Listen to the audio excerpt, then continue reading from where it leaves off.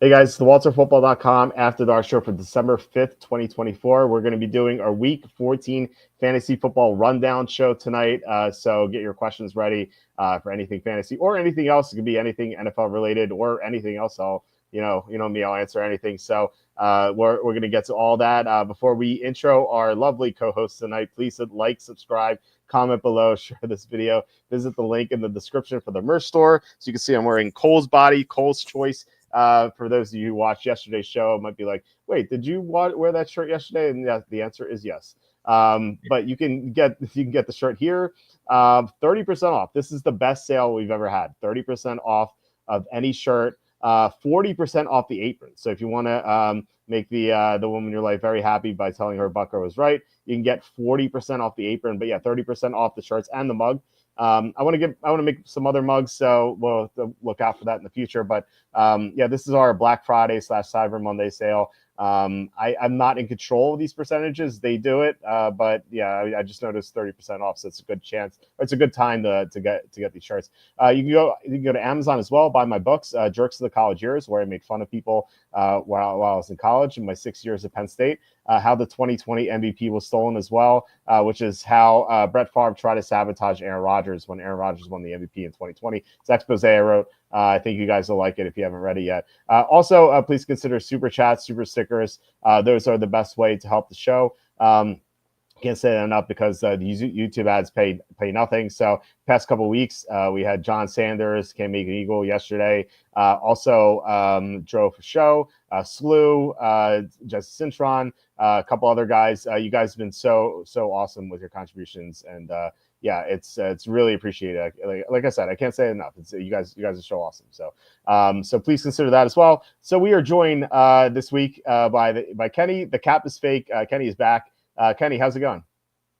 Well, I'm just hanging out here drinking some almond milk. You know, that's my late night Very nice. late night drink of choice. I do have some fun news. I was out last week. My wife had gallbladder surgery.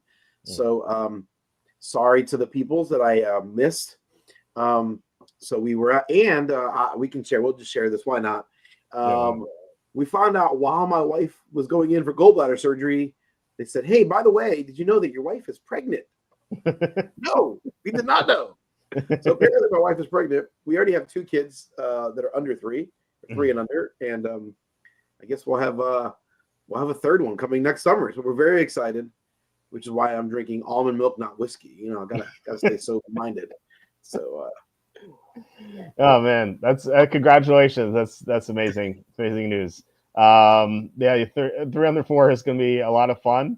It's gonna be pretty hectic, you know. We know because we both had 2 kids under 3, but yeah, I mean it's gonna be great. Like, you know, you're gonna look back and you're gonna have so many great memories and stuff like that. So it's great. Yes, congratulations from the chat. Yeah, so that's incredible news. It was not the plan. That was not the plan, but we're excited. We're very excited. It was not. It was a oops. Oh, that's what happens when you're not careful. Yes, yeah. Well, it happens. I mean, our son was planned. Our daughter was not, and so like it, you know, it happens, and it's all great. So yeah, I can't say it enough. Congratulations, Kenny, and Mrs. Kenny, as Cassandra pointed out. Sure. So yeah, that's awesome. So we get to start off this week with some great news. But we'll jump into the games here. Well, before we do, any updates on your fantasy league outlook on the NFL, like you know, heading into the final week of the regular season? Like any overarching thoughts, or you want to jump into the games? Yeah, I mean, my overarching thoughts is running backs still dominate fantasy football, no matter what we say or think. Or it's funny to me. Every summer, people say, "Oh, this you got to get a wide receiver," and the receivers is a replaceable position. You can make it work if you have sucky receivers. I mean, if they're terrible, obviously you're not going to be good. But running back position is the hardest position to replace. And if you got good running back depth, you're going to be. I mean, it's the lesson we learn every year, like it's 1994. Yep. Yeah, absolutely. Yeah. I mean, you see it in like best ball and stuff. Like people draft like 3-4 receivers. I think the teams that have done well have taken running backs early. At least one. You want to take at least one running back early or 2. But yeah, I feel like I remember when we would do the fantasy drafts in August, some people would be like, "Oh, you guys take so many running backs," and that's been the key to winning this year. And usually the running backs are the guys who are most injury prone. And I feel like this year it's been the receivers, but not just the receivers, also the quarterbacks. Like people, I think forget that. Where like for a receiver to have a great year, you also have the quarterback attached to them as well. So we've had some quarterbacks go down, CeeDee Lamb, for example, like people were taking him number one overall in some best ball drafts. And like, yeah, he was having a great year. Well, maybe not a great year for by his standards, but he was, Right. I mean, he was still producing good numbers. And now he's Cooper Rush. And so even though he stayed healthy, minus 1 week, it's like he's still hurt by something that was not in his own control. You know what I mean? So Yeah. you have to worry about that too. So, all right. So let's get to the games here. We have Lions. We'll go back to Thanksgiving. Lions 23, Bears 20. And as we say this, you guys can post your questions. We'll get to them. So this was a very frustrating game. The Lions were up 16-0. Looked like they're going to be up 23-0. And we had minus 10. So this is the only big bet we lost in the week. Jahmyr Gibbs lost a fumble inside the 5-yard line. And then he was like never seen from again. He only had 9 carries for the whole game, whereas Dave Montgomery, who was banged up heading into this game, at 21 carries. Very tilting as someone who played Gibbs in DFS. In like all my lineups, like Jahmyr Gibbs, I was like, yeah, Montgomery's banged up. It's gonna be all Gibbs, right? No, apparently not. So the only other noteworthy thing from the Lions is that Sam Laporta had 2 touchdowns, 6 targets. So it appears that like maybe he's getting back into the mix here. For the Bears, they couldn't do anything early, and then Caleb Williams went nuts in the second half in garbage time, which turned into real time. Keenan Allen, who's struggled all year, he's finally gotten back on track, 5 for 73 and 2 touchdowns. He has a great playoff schedule, like against slot receivers. So if you have him, I know you do, you're going to be able to benefit from Keenan Allen in the playoffs. So any thoughts on this game? Yeah, I got Keenan Allen. I got Jahmyr Gibbs in our league. Caleb Williams, I've just, he's been so up and down. This was the first time watching. I've watched most of the Bears games this year. I don't know. I wish I would not. I don't know why that's even a thing. Why am I watching so many Bears games? Anyway, I'm a degenerate. I watch too much football. But this is the first time I honestly watched Caleb Williams and thought, I remember when he was coming into the draft, people were like, he's the next Mahomes. He reminds me of Mahomes, like that kind of like improvisation and kind of razzle dazzle and kind of can take over a game. This was the first time I felt like we saw that. At least I don't know. I don't feel like I've seen that at all this year, or very, very little. This was the first time for a long stretch of a game I felt like, okay, like I get why this guy was the number 1 pick of the draft.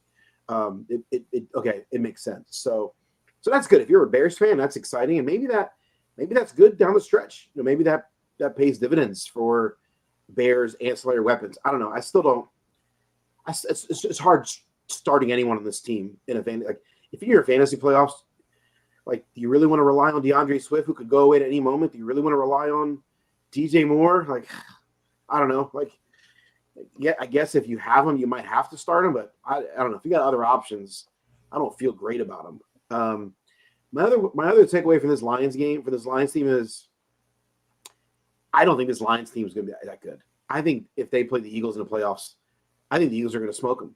I don't think this. Really? I don't think this team is as good as people think they are. I think they've got some serious weaknesses on this team. Maybe it's just the injuries right now, because they've got a ton of injuries, particularly on defense. So they've got several significant injuries, and maybe it's just the injuries. But right now, they look like they're leaking oil. Yeah, I mean, they did go up 16-0, and I felt like they fell asleep at the wheel.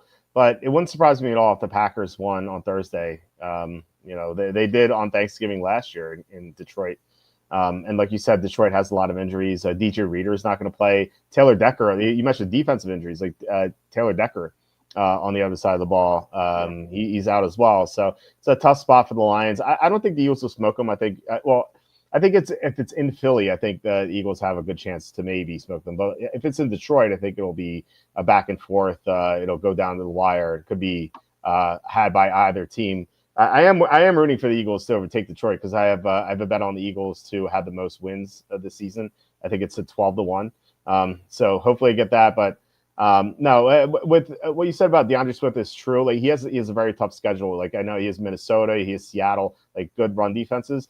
I will say this though, Roschon Johnson has a concussion, so if he's out this week, you won't have to worry about him siphoning any goal line touches. So I think against San Francisco, which is a team that's in major decline, talk about injuries on defense. San Francisco, like they may have trouble against Swift. So even though Swift has a tough playoff schedule, he at least has a very manageable week 14 if you need to win this week.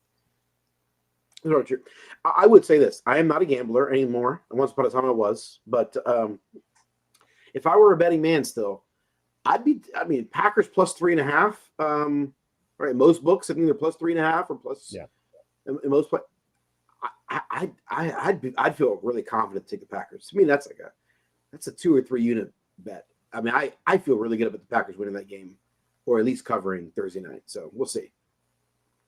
Yeah, I'm on that side. So we definitely agree. When we used to do a pick show. We would be off to a 1-0 consensus to start. But anyway, Chris had to play Williams week 12 and came big. Yeah, Caleb Williams he's someone I've been targeting in best ball like round 10, round 11 as my second quarterback. So I do like. I mentioned that Swift has a tough playoff schedule. Caleb Williams it's like easier, like he goes against Minnesota, which is like he had a good game against Minnesota, and it's a pass funnel there, and ever since they changed offense coordinators, just really it's really helped them a lot. So cool to see him get off the snide here because he really struggled to start his career, and it looked like he was going to be a bust. But it was way too early to make that determination. Sure. We now see that. It's even too early to talk about Bryce Young being a bust. So we'll get to him in a little bit here. But yeah, let's get to the middle game, which was like usually the third game is the trip the fan game, but this one was so bad.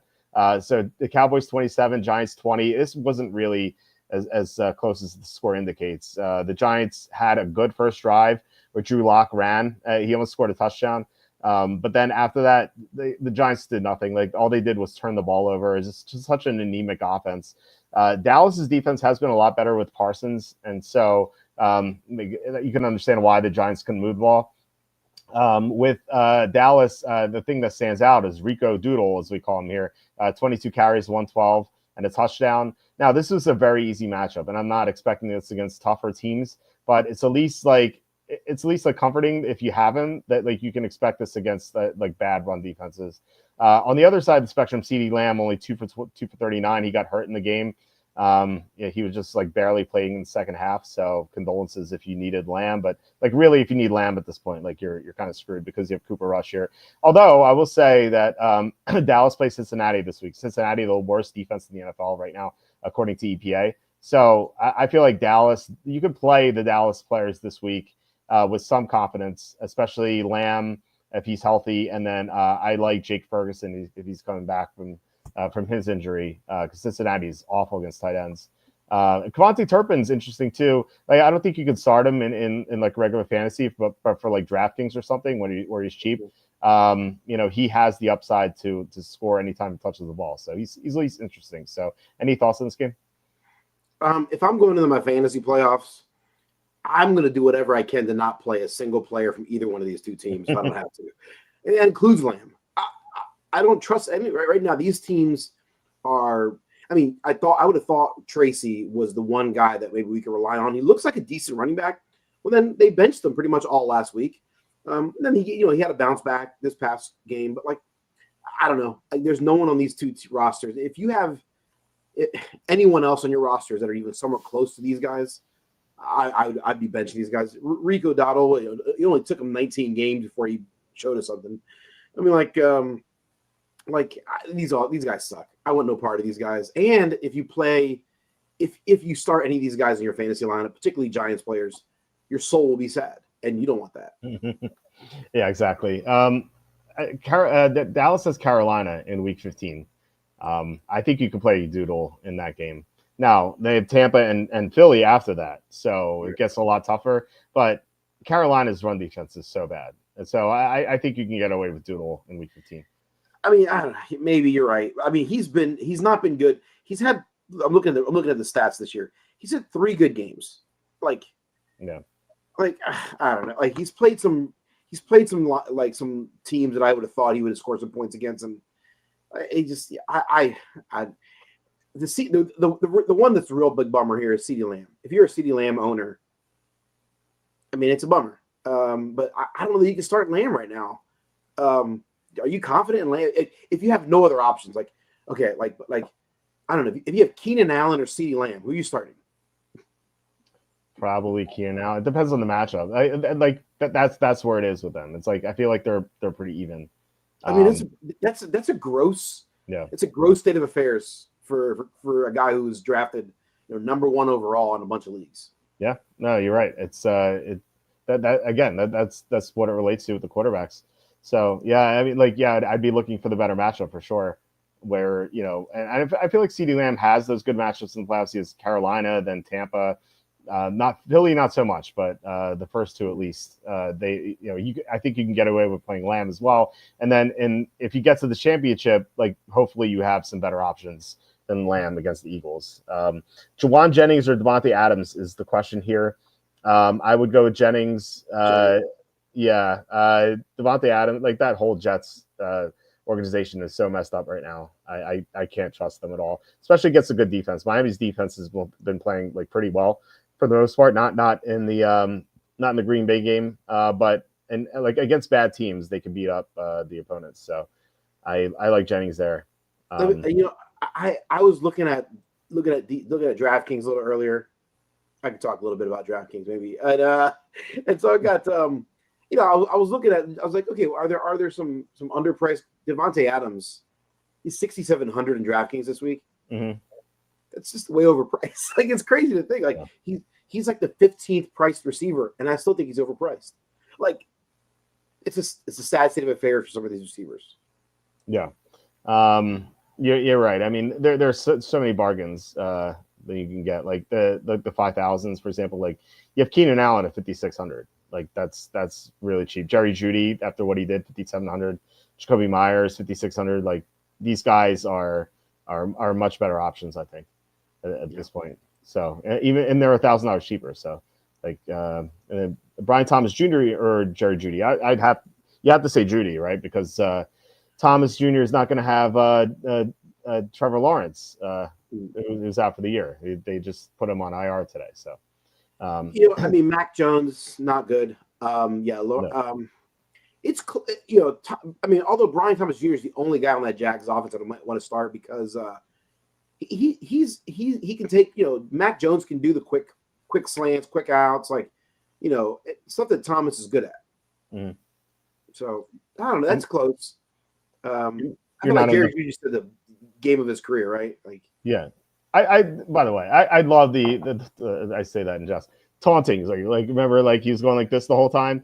Yeah. Maybe because I bet on Denver. I was really pissed off that he was doing that. I'm like, dude, all you did in Denver is drop passes. That's the only thing you did. What are you taunting for? It's not like you were great and they let you go. Right. And right. you were horrible. Right.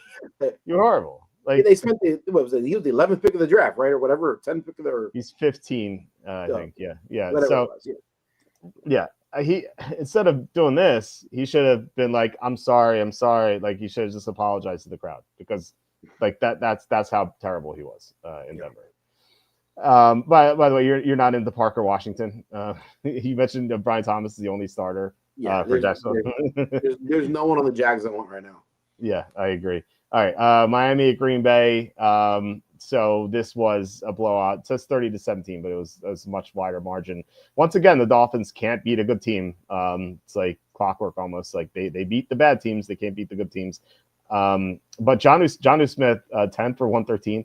Yeah. Do you want to guess where do you think Jonnu Smith is going in best ball this week? What round? Oh my gosh. Where he should go is way lower than what he probably is. He's probably going 4th round. Yes, 4th round. I just guessed that. It's so stupid. This is exactly why you can win money on best ball is because people overreact. Yeah. In week 2 best ball, Isaiah Likely is going 4th round. Now Isaiah Likely is going 17th round. That's where you should go. Where do you think Jonnu Smith should go? 12th round, 13th round? something like that. I am 10th. 10th, something like that. Yeah. Yeah. I mean, he's had 3 great games. He is involved. Yeah. He's had good matchups though. Like And they've been legitimate. Like it's not fluky production. Like right. Sometimes tight ends can just be fluky, like just the kind of just dumb luck. They find the ball. This has actually been legit production from his part.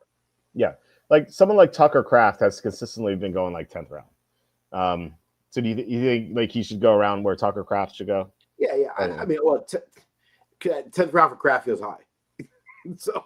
Well, I don't know. I think that I feel like I've been drafting him a lot in 10th round. Best ball is a little different because you want you can't really punt a tight end because you're going to lose too many points, and so you want guys who can maybe get to 20. And so you want to get the high upside guys. So like Kraft has shown Kraft has had he's had a couple of games 20. So you're basically drafting for upside.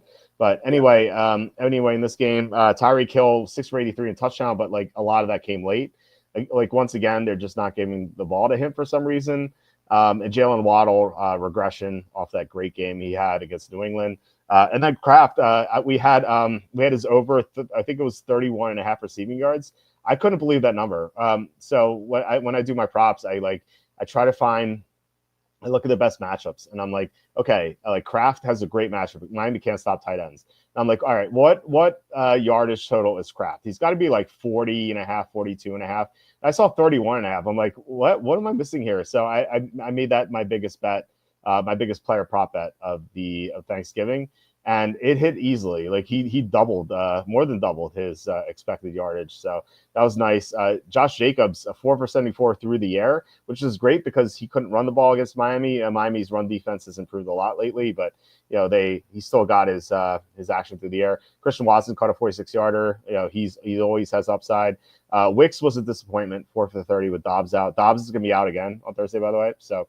Jayden Reed scored 2 touchdowns. I love Jayden Reed on Thursday night. If you're playing DraftKings Showdown, Jayden Reed is my preferred captain because you can get some studs in there because he's not expensive and he has great potential because first of all he's just a great player. But second, the Lions give out a lot of production to the slot.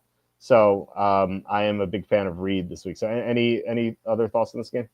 Yeah, I think Reed's this entire Packers receiving core, it's kind of been whack-a-mole, right? Like you never know which guy to start, and it's just sort of like.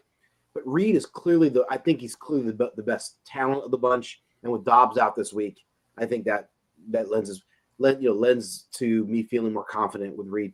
You mentioned him being in this. They've been moving around a lot. He's not just in the slot; he's kind of all over. So it seems like they're trying to get him the ball, which is a good sign.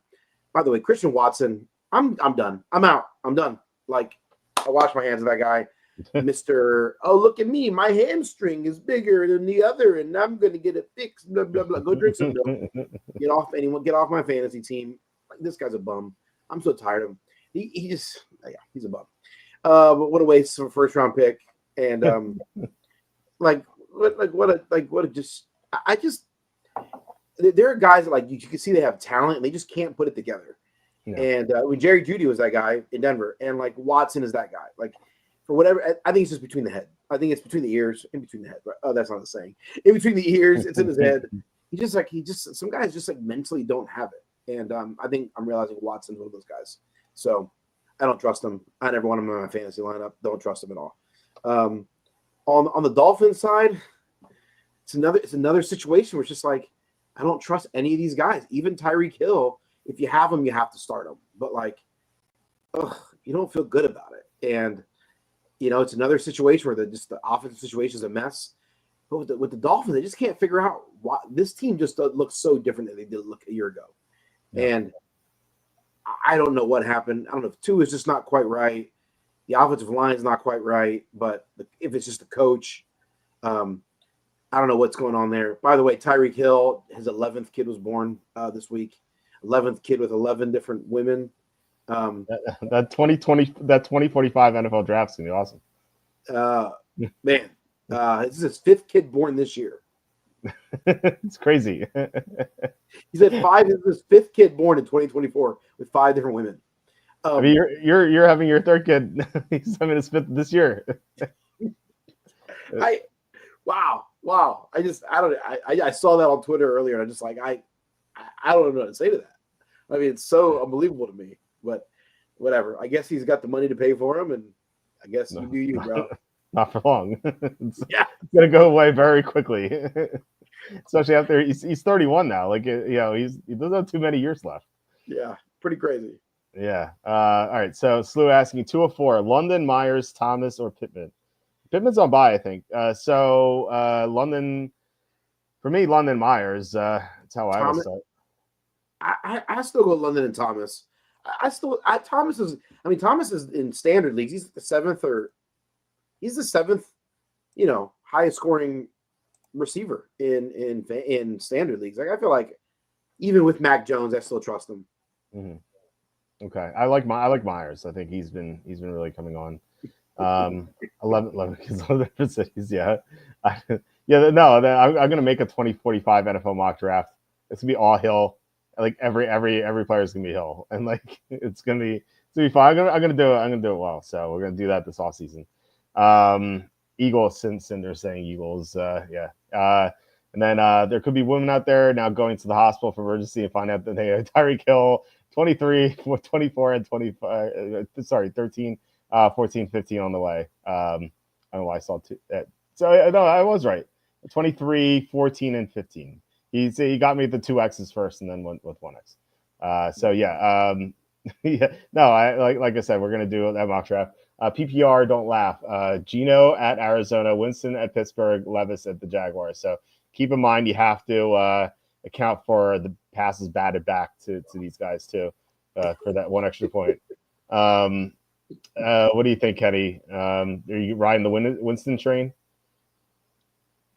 Yeah.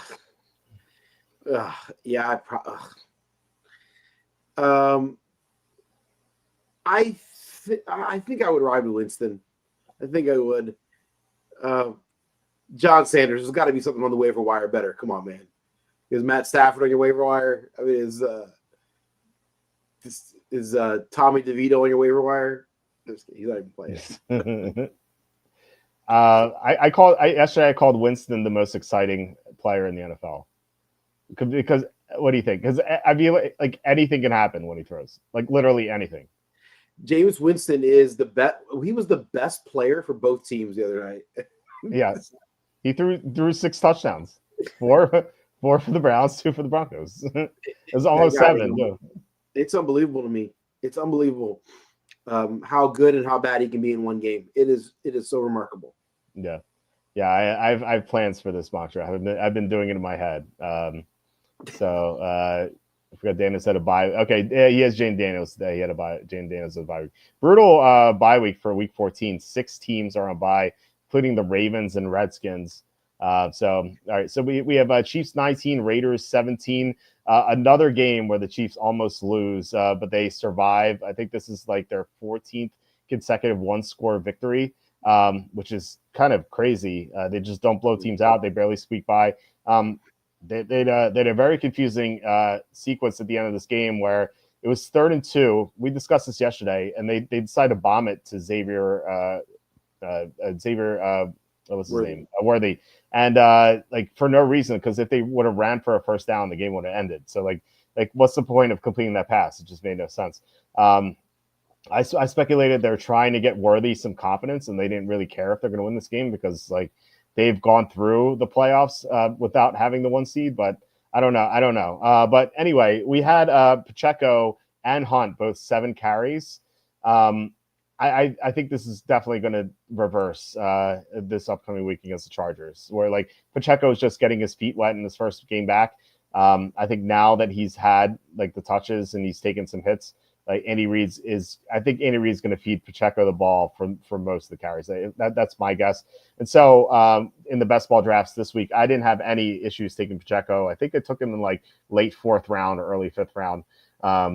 So I maybe you can tell me what you think about that value, but otherwise, here Kelsey, Gray, they both went over. We hit our same game parlay here. We had both Kelsey and Gray, and then for the Raiders, O'Connell just had a monster game.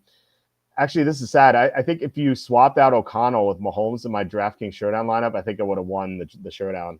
But O'Connell got him at the end. Like he just had a great game. I wouldn't expect this again. But Bowers is I call them the best tight end in the NFL already, and I mean he's just a monster. He can't be stopped. Jacoby Myers, by the 6'97", he's looking good too. So what are your thoughts here? Yeah, I think you're right about Bowers. By the way, from a pure football standpoint, he's got to be the best. He's got to be the best. Best tight end I forgot what the position he played. Tight end, best tight end in the NFL. From a fantasy standpoint, you don't want any of these guys really on any of these teams if you can do without it. I mean, if you've drafted Kelsey, you shouldn't have done that. But if you did, you're probably stuck with him. But I don't know. Myers is okay, but man, if you have other options, I don't love either one of these guys. Even that includes Mahomes. I will say this though, the Chiefs. If I was going to pick one team, if I was going to pick one team versus the field to win the Super Bowl, it's still the Chiefs. Because they've done it. They know to be there. This feels very much like late stage Brady, where it was just sort of like we're going to do just enough to get a first round bye, and then in the playoffs we turn it on, which is what we saw last year, right? Kelsey looked like a shell of himself until the last 2 weeks of the regular season and the playoffs, and then he was awesome, and then they won the Super Bowl. So I would still be willing to bet on the Chiefs if I were a betting man. Well, they are what is a former betting man. I can tell you. You're a former betting man. They are, I believe, 6-1 right now. Plus 550 on FanDuel right now. There are three teams that are ahead of them. The Lions are plus 290, Eagles are 5-1, and Bills are also 5-1. Chiefs plus 550, as I said. I did throw a couple bonus bets on the Chiefs. So what I've been doing is like every time I get bonus bets on FanDuel or DraftKings or wherever, I just throw it on a Super Bowl team. It's usually been the Lions or the Packers. But I've been starting to do the Chiefs as well. So I agree. I think they could turn things around. I wouldn't be worried. I wouldn't be too worried about them. They're getting so much criticism. But something that's going to help them, though, is they're going to get DJ Humphries back, their left tackle. They just signed this guy like a few weeks ago, and he's been getting into playing shape because he got hurt at the end of last year. So he projects as someone who's going to be a lot better than what they had at left tackle, because Mahomes actually benched the left tackle in that game. He was very angry on the sidelines, and then they had to put one of their guards at left tackle. It was just so bad. But that's the problem that should resolve maybe. And then Marquise Brown is expected to come back in a couple weeks too. I don't know what they're going to get out of him because he's coming off injury, but he can't be worse than what they have now, So yeah, it should be bonus. Yeah, exactly. Hollywood Brown coming back. Sincere McCormick. He was undrafted in 2022. He played at UTSA, the Texas San Antonio Roadrunners. So I've never watched him play in college, and I guess he's the best running back on the Raiders right now. It's this, I don't know. It's not Zamir White. It's not Madison's hurt. It's not Amir Abdullah. It has to be McCormick, I suppose. But again, you're not playing these guys anyway. Right. Yeah. You're in rough shape if you're playing those guys. Yeah. Cassandra says, well, I want to strangle you when you posted about a possible Winston backdoor touchdown before that final drive had started. I had it, Cassandra. I had to do it. It was the reverse jinx. It worked. I didn't. If I didn't post it, he was going to get the backdoor touchdown. I had to do it. I just and it worked out. So and Jets passed on Bowers. Yeah. Do you think the Joe Douglas, by the way, the former Jets GM, he passed on Bowers in favor of Olu Fashanu, who's been terrible this year, because he didn't want to draft the tight end in the first round. Which is, you think he regrets that? What if Aaron Rodgers also had Bowers? They probably still be terrible, but let's just face it. I mean, I understand the logic of not wanting to draft the tight end in the first round. I get it. Yeah, but if you're gonna pass on a guy who's like Bowers, who's a generational talent, you better hit at whatever the position you take. Yeah, I could understand if it was top 10. But this was the 13th pick, I think, right? Or something like that, or 12th or 13th. So, that changes. Because, you can criticize the Falcons for taking Pitts at 4 when they could have drafted Penei Sewell or Jamar Chase or or Micah Jalen Parsons. Waddle or Devontae Smith or Micah Parsons. Right, exact. Patrick Surtain, like all these guys. Yeah, that was a huge error, but that was at number 4. If they had taken Pitts at 13 that year, like no one would be criticizing them. He had a 1,000-yard season. He's had some big games this year. Or 12. Cam Akers has 12.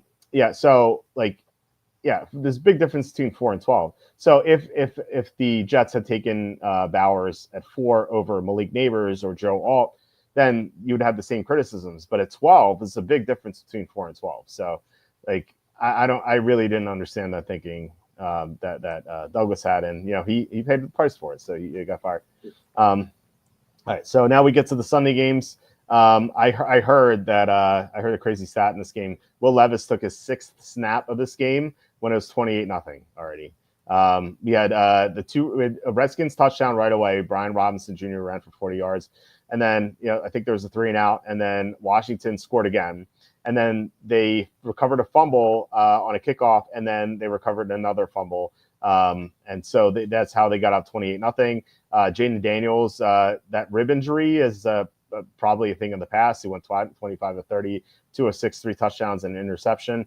Robinson looked great, like considering the Tennessee run defense has been really good. It feels like they're just losing too many bodies. I think it's way too many injuries. McLaurin, awesome again, 8 for 73, 2 touchdowns. And then on the Tennessee side, I don't know what you do with Nick Westbrook-Akine. I was kind of like thinking about his price tag on DraftKings this week is like 4,600. Feels like way too high for someone like him, but like he's been getting 6.3 targets per game in the past 3 weeks. So like the opportunities are there, and there can be garbage time, although against Jacksonville maybe not. But it's my luck that in a must-win in our league, I ran into Nick Westbrook-Akine against my opponent. So I was like, you got to be kidding me. And then he scored once. I'm like, oh, come on. And then he scored again. It's like, I guess I'm not winning this one. But anyway, any thoughts on this game? Yeah, I mean, Jalen Daniels looks great. Brian Robinson, maybe the best game of his career, looked really sharp. The Redskins look good. Are they going to be the Redskins officially again at some point? It sounds like maybe that's a thing. I don't know. They're bringing the logo back at least, yeah, which is very exciting because I never like the whole thing on Twitter was like, Redskins are coming back, and I quote to you, and like they were never gone at walterfootball.com. That's right. Yeah, this was not entertaining game, so I didn't watch the whole thing. Obviously, it was over pretty quickly. That was a crazy stat. I think the Tennessee Titans, they've got to blow it up, right? Will Levis is not the guy. Yeah, I think there's still a few people who believe in him on Twitter, and I'm just a little surprised, but people out there who think like, oh, he can be good if he has the right team around him. I'm like, oh no, this guy sucks. And there's no one on that team I want starting. It's really sad because Tony Pollard is still a really good player. He looks good, but like this team around him is just so bad. It's hard to really. But although his playoff schedule is easy, so I don't know, man. If I could help it, I don't want to start Tony Pollard, but he's got a really favorable playoff schedule that I might want. Like it might be enticing. So if you don't have any other running back options, like maybe you roll the dice with Tony Pollard. He feels like a high upside, low floor kind of play. So if you're in the playoffs and feel like you need a high upside, Tony Pollard might be the guy. But just know it could go badly with this offense the way they're playing. So that's the one thing I think there's a low floor there with this team. Yeah, with Will Levis. So the thing is, like, he has good ability. He just can't really see the field at all. Just like it's between his ears, right? So. It's kind of important for a quarterback usually. Yeah, for sure. Yeah, absolutely. But if you think like maybe he gets coached up, they could turn him into a decent quarterback. I think it's possible. I don't think it's very likely, but I think it could happen. But the caveat here is like this quarterback class coming up is just not looking very good. Like anyone you take over Will Levis, I'm not sure is going to be better than Will Levis. Like and that's like a low bar too. So I don't know. I feel like if I'm the Titans, I probably just try to just go run it back with Levis, but also sign a competent veteran or something. They're just in a rough spot because they can't really upgrade the quarterback right now. They're not going to be in position for Shedeur Sanders, and then every other guy in the class is just not good. So I think you just have to like really scout and like maybe try to draft someone in the second or third round or something that you really like. But still, it's pretty slim pickings in this quarterback draft class. Yeah. So it's a rough spot for Tennessee. Start 2 PPR: Gibbs, Jacobs, Pacheco, Pollard, and Connor. I mean, those are all really good options, right? So Yeah. Jacobs has a tough matchup against Detroit. Now, we just saw him catch 4 passes of 74 yards, so he could definitely get there. Pacheco, I like this week with if Perriman's out. That's what Perriman's out for the Chargers. He looks really good. Pollard looks great against Jacksonville. Just a great matchup. Connor probably is the worst here against Seattle. Seattle's run defense has gotten so much better with Leonard Williams getting healthy. And then I skipped Gibbs because we don't know if he's healthy or not. Like Slew pointed out, he got hurt at the end of that game or in that fumble. So we don't know his status. And Green Bay's run defense has been pretty decent recently. So I think I would go with Pacheco and Pollard. As painful as it is to like pass up on Gibbs and Jacobs, they have tougher matchups and Gibbs might be hurt. So I don't know. What do you think? I'm going Gibbs and Jacobs. I can't sit those guys. They're both too good. They're too talented. Yeah. This kind of goes, I think this is like a great question because this is a great philosophy question. To me, in a situation like this is my personal preference. If I were to sit Jacobs and he goes off on my bench, it would drive me nuts. I wouldn't be able to sleep. But if I sit Pollard and he goes off my bench, I'll be like, well, okay, bummer. But like I could stomach that one. So for me, like one of those I could stomach and one I couldn't. And so like I basically determine who I'm going to start based on what I could stomach if it goes badly. Yeah, Chris bringing up a good point. What about the Lions injuries? Yeah. DJ Reader is out. So I think I actually would revise. I think I'd start Jacobs and Pollard. No, I think I'd start Jacobs and Pacheco if Perriman's out. If Perriman's in, I think I'd start Jacobs and Pollard. Now, again, I'm passing Gibbs because I don't know if he's 100%. That's my question there. Plus, like I mean, it's tilting whenever Montgomery steals the touches. But I mean, Gibbs is a great player. Gibbs is a great player, but we just don't know his health right now. I've had Gibbs in our league, and yeah, he's been great. I think he's the fourth best running back in our league in our scoring. So if I sit him on Thursday and I'm watching the game Thursday night and he scores 2 touchdowns. Speaking of tilting, I'll be texting you. So like, yeah, I can't sit him because I would be tilted. Yeah. They wanted Penix. Is Atlanta drafting Penix at 8 is so bad it almost makes you forget they drafted Pitts at 4. Yeah, I don't know which one is worse. It's like really. All right, so some guys, do I keep Chiefs defense this week? If not, there's Cardinals, Titans, Bengals, Cowboys, Bears, Chargers, Seahawks. Titans looks good, as John pointed out, because they played the Jaguars. So you have to consider them. I would never play Cincinnati. I would not play Dallas against Burrow. Like the others, maybe the Bears. If Trent Williams is out, I consider the Bears too. But I think Tennessee looks the best. Any thoughts there? Who does Tennessee play again this week? Jaguars. That's pretty tempting. And the Bears play. Bears are playing the Niners. Yeah. I think I go. I think Tennessee probably leans there. I think I like Tennessee in that spot. Yeah. Same. Okay. Yeah. So I have to pick between Jacobs and Pacheco or Pensacola. Yeah, I think I would go with knowing the Lions injuries. I got to go with Jacobs. Seahawks acquisition of Jones. Yeah, that's true. So it's a good point. They got Ernest Jones from Tennessee. That was a nice one. Pate asking, would you rather drop Kyle Pitts or Will Disley if you had to, or Kamani Vidal? Can I drop all of them? Am I allowed? Well, they have Pitts has some good matchups coming up. I'll say that. So does Disley. So I don't know. I guess Vidal the Chargers are going with Gus Edwards. He sucks. Yeah. I was trying to pawn off Gus Edwards, and I was offering him people to trade. No one took him. It's all right. Too smart. So Njoku or Laporta PPR? Laporta. You go Laporta? Yeah, I hate it. Against the Steelers, yeah, I think I'd go Laporta too. I don't want to joke in my rock. I don't want him on my team. Get him off your team, John. You cut him now. You don't want him on your team. I like bad juju. Come on, man. I like Njoku. I setting up for the playoffs. Notice Winston odds on my waivers. Week 16, he has the Bengals. You think he goes off in the game? Probably. Like he probably goes off and then throws 3 pick sixes as well. So it's the full Jameis experience. Like he just looks great, and then he'll throw some pick sixes, and then that means he'll have to throw some more. So they're not going to bench him. So let's enjoy the ride. I would get him. All right. So Chargers 17, Falcons 13. This is a weird game. I think a lot of people expected higher scoring this one. Both offenses couldn't really do anything. The Chargers took 5 sacks, which was weird because Atlanta can't get after the quarterback at all. The Chargers had no running game. Edwards 6 for 32.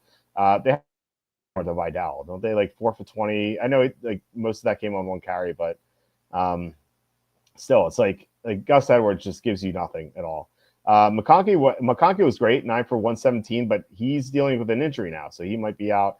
And then you have Atlanta, Kirk Cousins, 4 interceptions. Like 1 was at the end, sure, it's like desperation mode, but 3 were terrible. I don't know what they're gonna do with him.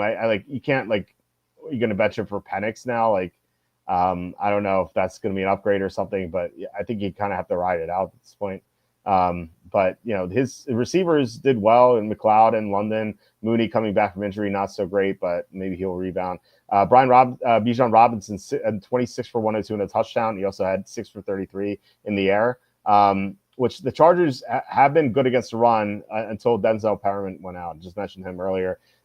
With Perriman out, you can run on the Chargers. So that would explain that Robinson performance. So any thoughts on this game? Yeah, I mean, I think Bijan Robinson, by the way, I think in typical ESPN standard scoring, he is the 8th best running back on the year. Mm-hmm. I feel like he's had a very quiet top 10 year. Has he not? The ride hasn't felt as dominant as the stats, maybe the overall stats feel. If you're a Bijan owner, it doesn't feel that dominant. It doesn't feel like you've got a rock solid top 10 guy. I don't know. Maybe it's the lack of touchdowns for a stretch there made me feel that way. So, if you're the Falcons right now, I don't know what you do. I mean, is there a trade market for Kirk really in the offseason? Is there a legitimate trade market for him? Maybe, maybe not. I don't know. They're going to have to eat a bunch of money. Do they want to do that? Are they okay with that? Does Arthur Blank the kind of owner that wants to eat the money? Some owners are willing to do that. Some owners don't. So who knows? The Los Angeles Chargers of Anaheim.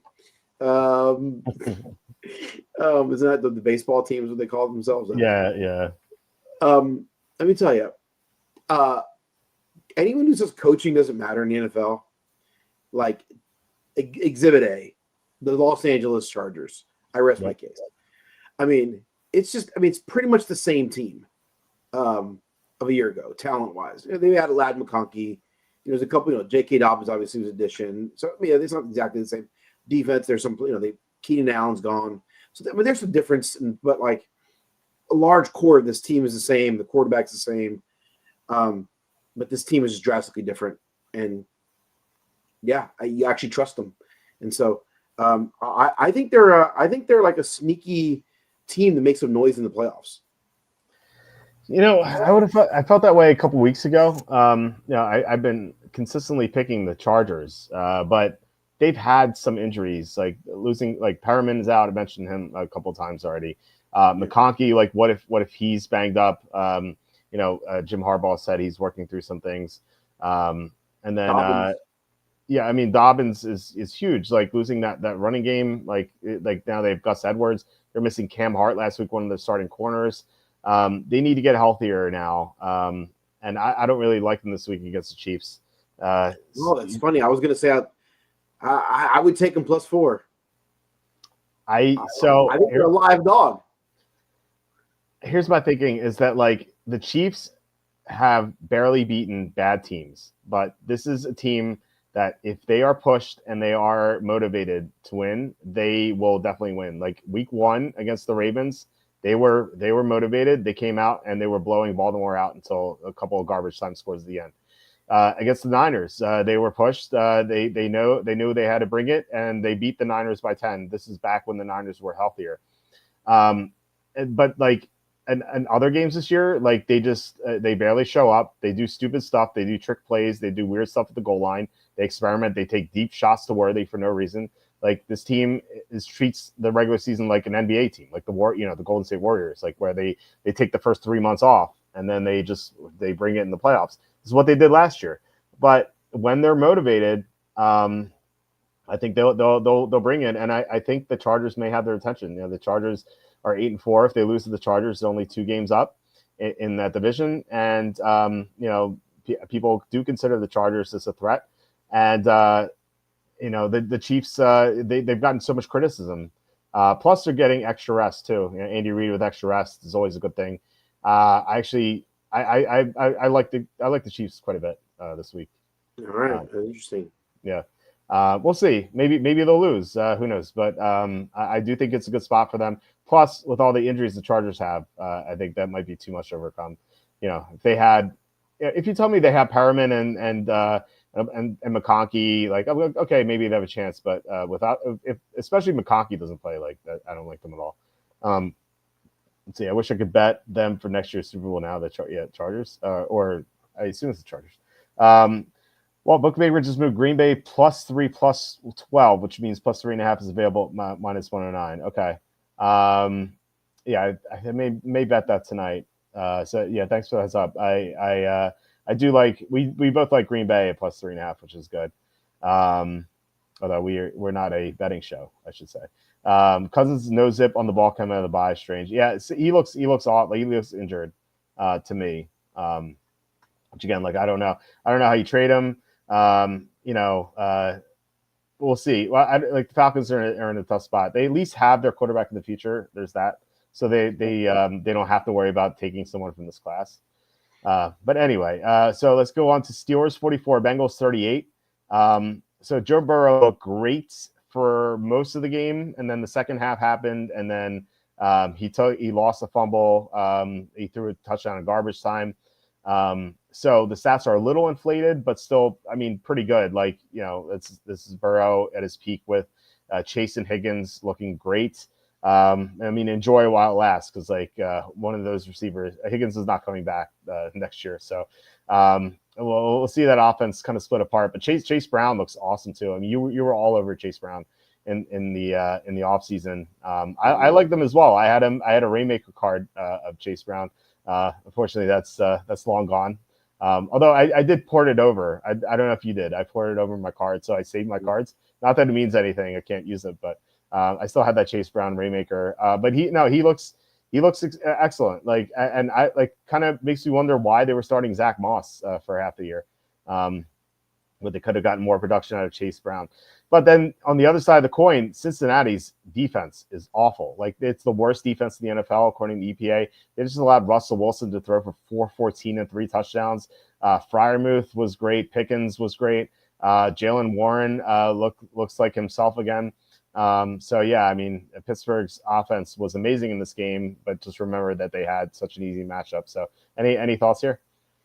Yeah, I know that the defense has been bad for the Bengals, but like the Steelers didn't just look good playing a bad defense. They looked like really insane. This is the first game this year where I felt like Russell Wilson really looked like old Russell Wilson. Like, he was willing to take some deep shots, was really accurate. Now, he's got receivers running wide open because the secondary can't stick with him. He's getting very little pressure on him. So obviously that makes it easier. But he looked really good. But I still don't know what to do. Like, the fantasy, like Jalen Warren, Najee Harris, I think the splits were like 45-25. Like, Najee Harris still got 45 snaps. Warren only got 25. Cordell Patterson, I think I got 10 or 12 snaps in this game. Like, why is he in the game? Why is he on a roster? Why is he in the NFL? My gosh. So I don't know. This is another situation where I don't understand why coach like Jalen Warren runs. He's clearly the better player. Why is Najee Harris in the game? I don't get it. On the Bengals side, by the way, what a waste of Joe Burrow's prime, like that, and Jamar Chase's prime. How about this for a statistic? Ready? You'll love this. Okay. 7 times in NFL history, 7 times, through 12 games, a quarterback has had 30 touchdowns or more and 5 or fewer interceptions. Joe Burrow has more than 30 touchdowns and 5 interceptions. Okay. That has happened 7 times through 12 games. The previous 6 times, the team either had the best record in the NFL or tied for the best record in the NFL. Meanwhile, the Bengals are 4-8. The 2007 Patriots with Brady. The Packers did it twice with Aaron Rodgers, Drew Brees. 2020 Mahomes, 2020 Aaron Rodgers. All those teams, the quarterback had 30 and 5, and they were in first place or tied for first place, best record in the NFL. The Bengals are literally wasting the best years of Joe Burrow and Jamar Chase. This is why you can't have nice things if you're in Cincinnati. I mean, you build a website about this stuff. Yep.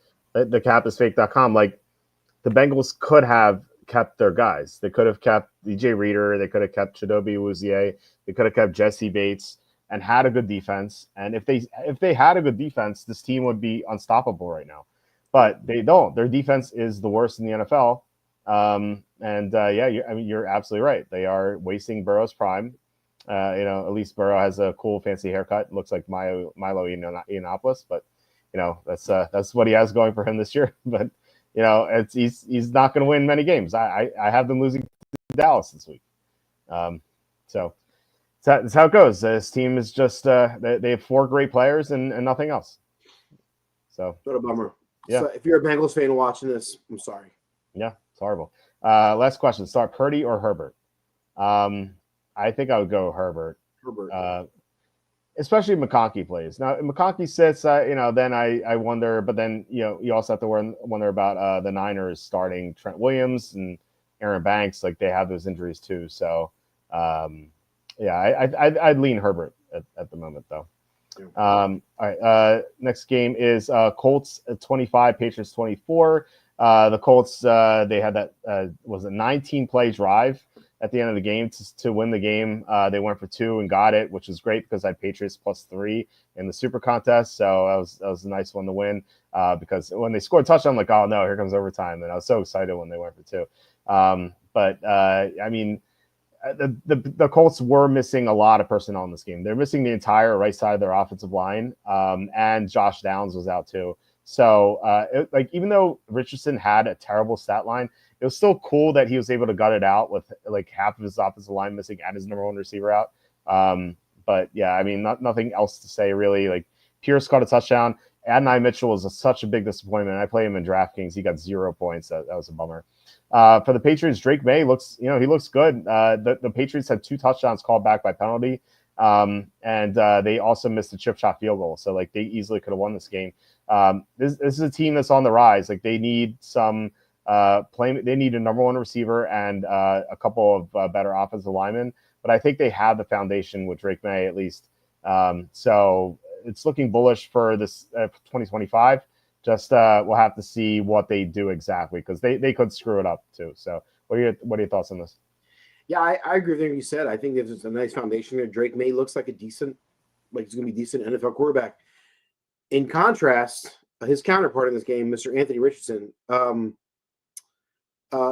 Wow, this guy's terrible. He doesn't know. There's incredible wild talent there, right? Raw talent, but I said wild talent. That's weird. Raw talent. Wild too. Yeah. Right now it's like none of the passing options on this team are valuable in fantasy. This team is terrible with Richardson, and they're not much better with Flacco. So who knows? I don't know.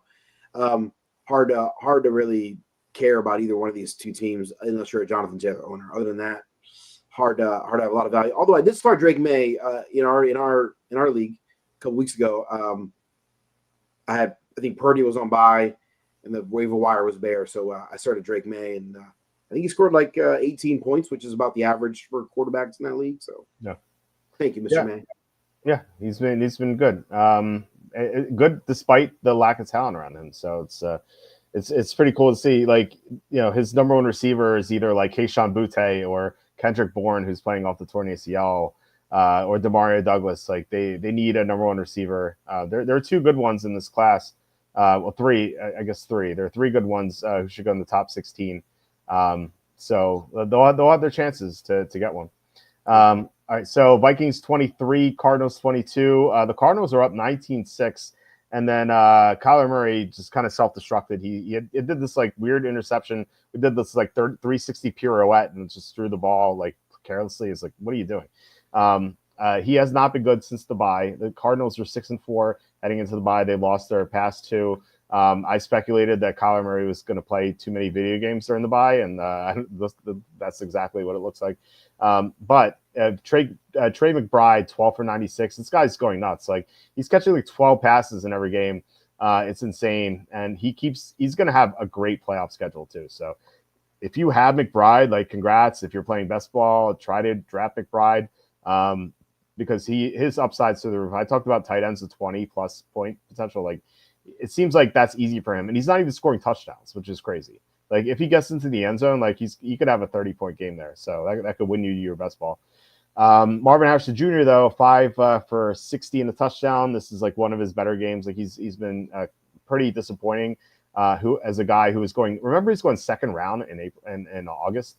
I was screaming how it was a terrible idea.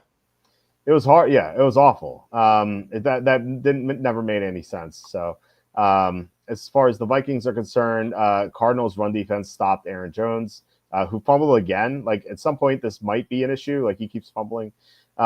Justin Jefferson 1 yard shy of 100. I swear, like, he's probably the most snake bitten fantasy player. He leads all receivers in being tackled at the 1 yard line this year, and I think he had that a couple years ago as well. So anyway, any thoughts on this game? He's second in the NFL being tackled inside the 1 yard line, only behind Saquon Barkley. Yep. Which is pretty remarkable to consider. The Bears kind of laid out a blueprint on they basically shut out Jefferson. He had 2 catches in that game. And it looked like the Cardinals were going to play the similar, basically bracket, looking at like, the bracket, low, high bracket on the receiver, follow him around with that. The Cardinals were doing that, and then they stopped. And I don't know the reason why. And then because pretty much he didn't have a catch until like well into the second quarter. So I don't know why the defensive game plan changed there. But I don't know. It just seemed like the Cardinals were making a lot of good decisions, and it kind of just fell apart. I don't know if that was player execution or coaching, or I don't know. I never, it's hard to know exactly why teams change strategies mid-game, even though those strategies seem to be working. But I think this team, McBride, you're starting, James Conner, you're starting. Honestly, Marvin Harrison is not a must start. Like, I don't know, like, he's really inconsistent. He does not demand the ball. He's not the kind of guy. They're not scheming him open. They're not like trying to get him open. They're not running plays for him. He's rarely the first read. I mean, if you watch him play, I'm sure he'll be fine. But like, I was screaming this offseason saying, don't draft rookies that high. And so many people were like, oh, but the potential's there. And I'm like, I don't care what the potential is. Like, you're drafting him at his peak. Like, everything had to go right for him to be worth a 15th pick in the fantasy. I'm just like, I don't know. Like, there's a lot of I told you so's. I'm going to write an article in January. All the I told you so's. Might be number one. I look forward to seeing that. That might be number one. Yeah. I told you so there.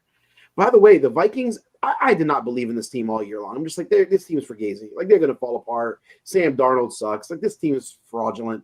We've seen this before. But, watching this game, they were resilient. They played smart. Sam Darnold's really playing really good football the last few weeks. After watching this game, this is the first time I felt like, the Vikings are actually more formidable than I realized. They really are a top 5, top 6 team in the NFL right now. And you would not – I don't think I want to go into Minnesota and play this team right now. This team is better than I thought. And I think will make more noise than maybe I would have said 2 weeks ago. I'm not as high on them. So I was earlier when they had Christian Darrisaw, but ever since they lost him, like, they've had some flimsy results. Let me give you their last 5 games. So they beat the Colts by 8 with Joe Flacco starting, and that was a close game. It was 14-10. It came down to 4th and 2. and the Colts threw to Ashton Doolin for some reason, and then the Vikings scored a touchdown, and then the Colts got a field goal. So that was a close game at home against a Colts team that you just called like not very good. The next week they beat the Jaguars, the Mac Jones Jaguars by 5. The week after that they beat the Titans by 10, which is probably their best result in the span. The next week after that they beat the Bears by 3 in overtime. And then last week they had to come back from 19-6 to win against Arizona at home by 1. In these 5 games, these are the 5 games since after Darisaw got hurt. None of these 5 teams have winning records at the moment. They have the Cardinals are at 6-6, and the Colts are 6-7.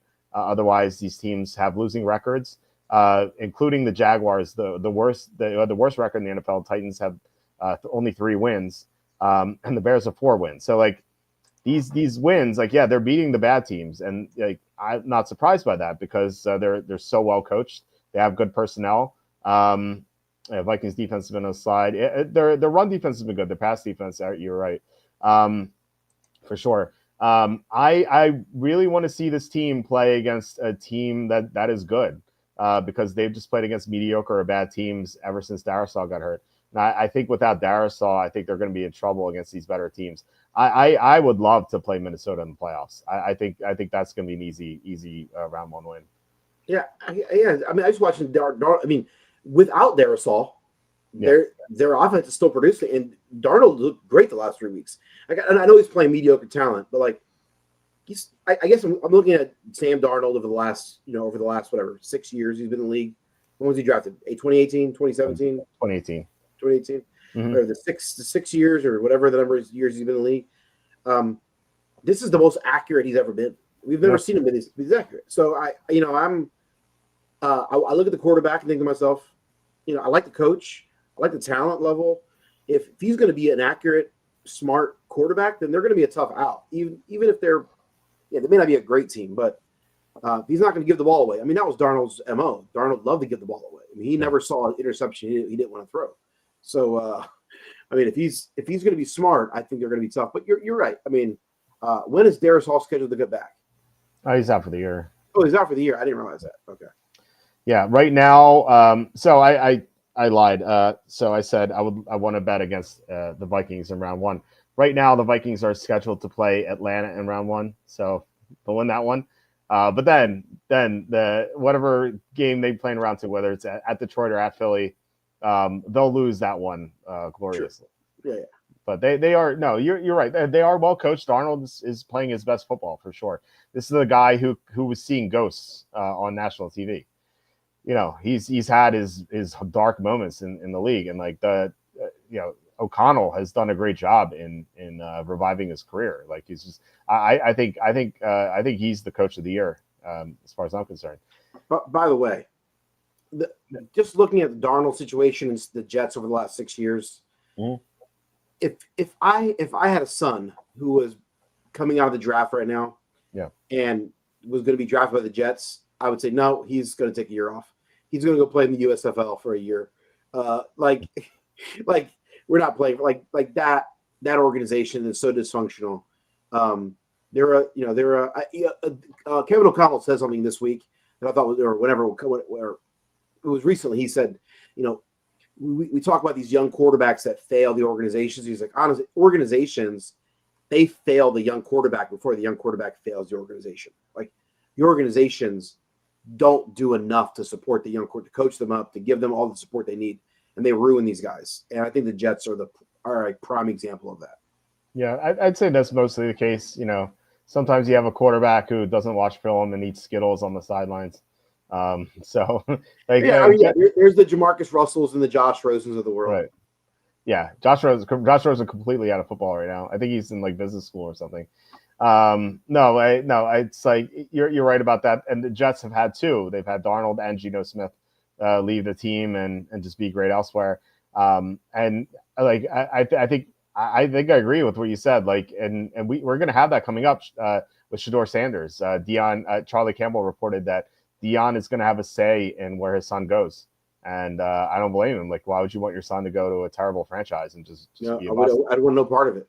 Yeah, exactly. I mean, we saw it with Archie Manning and Eli. He got him out of the Chargers and he put him on the Giants, and lo and behold, they won two Super Bowls. So yeah, and the Chargers in the early 2000s were a incredibly dysfunctional franchise. And they're still you could argue they're still dysfunctional. Yeah. Jim Harbaugh is it's quite the Band-Aid, but there's hopes for Rodgers next year.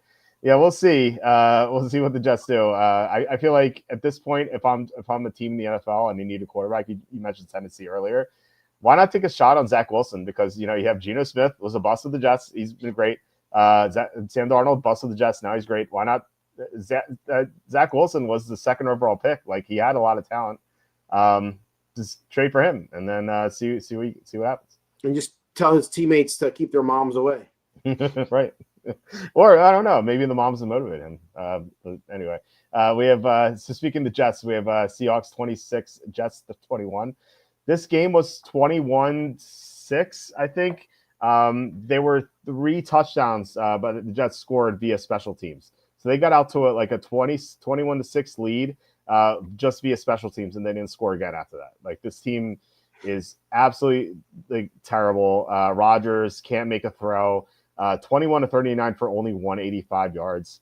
He just looks done. I don't like. What do you think he retires at this point? Like after the season? I get the sense he wants to play still. I don't. The comments he had said. I'm looking. I don't know. I'm like. It's like he has to be able to evaluate himself. He's like I can't get this done. Like he's gonna be 42 next year. Like is he gonna just keep playing at this point? Like he's so bad. I don't know. Yeah. I don't know. Anyway, so we have Devontae Adams stuff about him, 5 for 66 in the touchdown. Garrett Wilson 5 for 41. None of these guys look really appealing. Like they're not terrible. Like you can use them. Like if you have to, but I'd rather just go to a different option. Breece Hall, 12 for 60. He's playing hurt right now. So I wonder why they're not shutting him down, given the season's over, And then on the other side, you have Geno Smith got his revenge. Kenneth Walker had, I'd say a disappointing result, 16 for 49. But the Jets' run defense has improved recently. We actually had that question about Kenneth Walker's rushing yards prop on the show on Saturday. And I didn't like the over, even though it was only 51.5, because the Jets have quietly improved the run defense. Like that's like the one positive thing about the Jets right now is like they seem to have solved the run defense issues. The problem is that they still miss so many tackles. This team has the most missed tackles per game in the NFL, which is like kind of wild if you think about it. Like given like how much talent that they have, like how does that happen? But for Seattle's receivers, Jackson Smith and Jigba has outproduced Metcalf. Metcalf is dealing with an injury, so I've been drafting Tyler Lockett in like the 14th round of best ball just in case Metcalf is out. But Smith and Jigba I feel like he's the guy to own going forward this season just because the matchups are so good for the slot. Plus Metcalf has an injury. So any thoughts on this game? Yeah, I mean, the Jets, what a disaster. Breece Hall in typical ESPN scoring standard leagues, he's the 15th overall running back. I mean, this is the guy going, he was going top 3. He was a top 3 pick in pretty much every league, in the summer. The value he's produced is like, late 3rd round value. Garrett Wilson is the 15th ranked receiver for a guy who's, being drafted, kind of high 2nd round. He's produced like, value that's like late 4th round, early 5th round value. If you drafted those guys, that was terrible. That sunk your team, right? I mean, so can you imagine if you drafted, CeeDee Lamb top of the 1st round and Garrett Wilson in the late 2nd, your team is toast, right? You're 2-9. So it sounds familiar. Yeah. I think I have a guy at Garrett Wilson on my team. It's a bummer, man. So it's just or even worse, if you drafted Breece Hall in the top of the 1st and Marvin Harrison in the 2nd. Oh gosh, what a terrible. At least I did not do that, at least, but I have Garrett Wilson. I took Jefferson though with Garrett Wilson, who that is he's been better than Lamb, but all those missed tackles at the one, believe me, I know. Yeah. Oh, it's so good. Yeah, I think. I mean, if you got the Seahawks, I think I agree with you. And Jigba is the guy. I'd like to see them move him around more. Like I'd like to see them move him around the field a little more and scheme him open a little more. I feel like they're not utilizing his talent as much as they could. Maybe that's just a coaching thing. Maybe that's a Geno thing. Maybe Geno just can't handle the complex. I mean, like they run a pretty simple offense. I'm not trying to dog on him. I'm not like saying he's stupid, but he's not bright. And so maybe that's a part of it. But it feels like they're not getting the best of the talent there. But yeah, if you've got Walker, you're starting him, right? You're not going to sit that guy. Yeah. Yeah, definitely. Who wins the NFC West? Oh man, I mean the Niners are totally out of it at this point, right? And so, my guesstimate, I guess you'd have to say the Seahawks are probably the. Well, you know what? I probably should look at the schedule.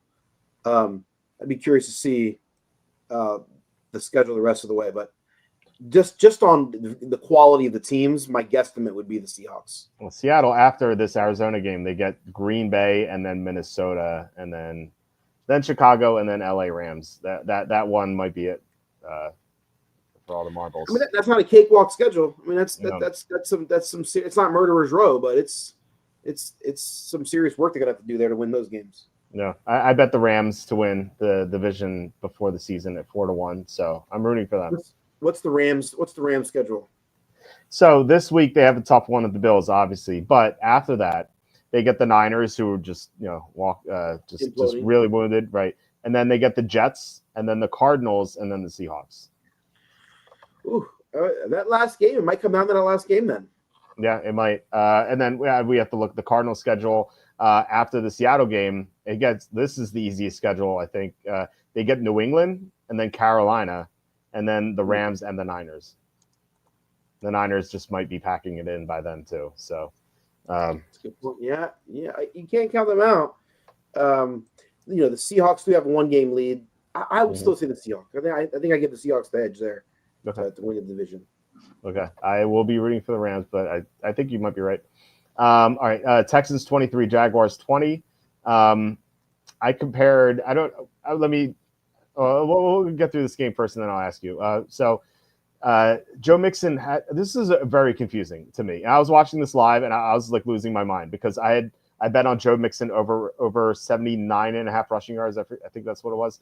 And then I also bet Joe Mixon at 100 plus rushing yards at 2-1. And he just got there on the last carry. It was great. I also bet Joe Mixon at 125 rushing yards or more. I think that was like plus 400. I forget what that was, but so I was all over Joe Mixon in this game, and I was so frustrated the entire game because you look at this number, CJ Stroud 34 pass attempts, Mixon 20 carries.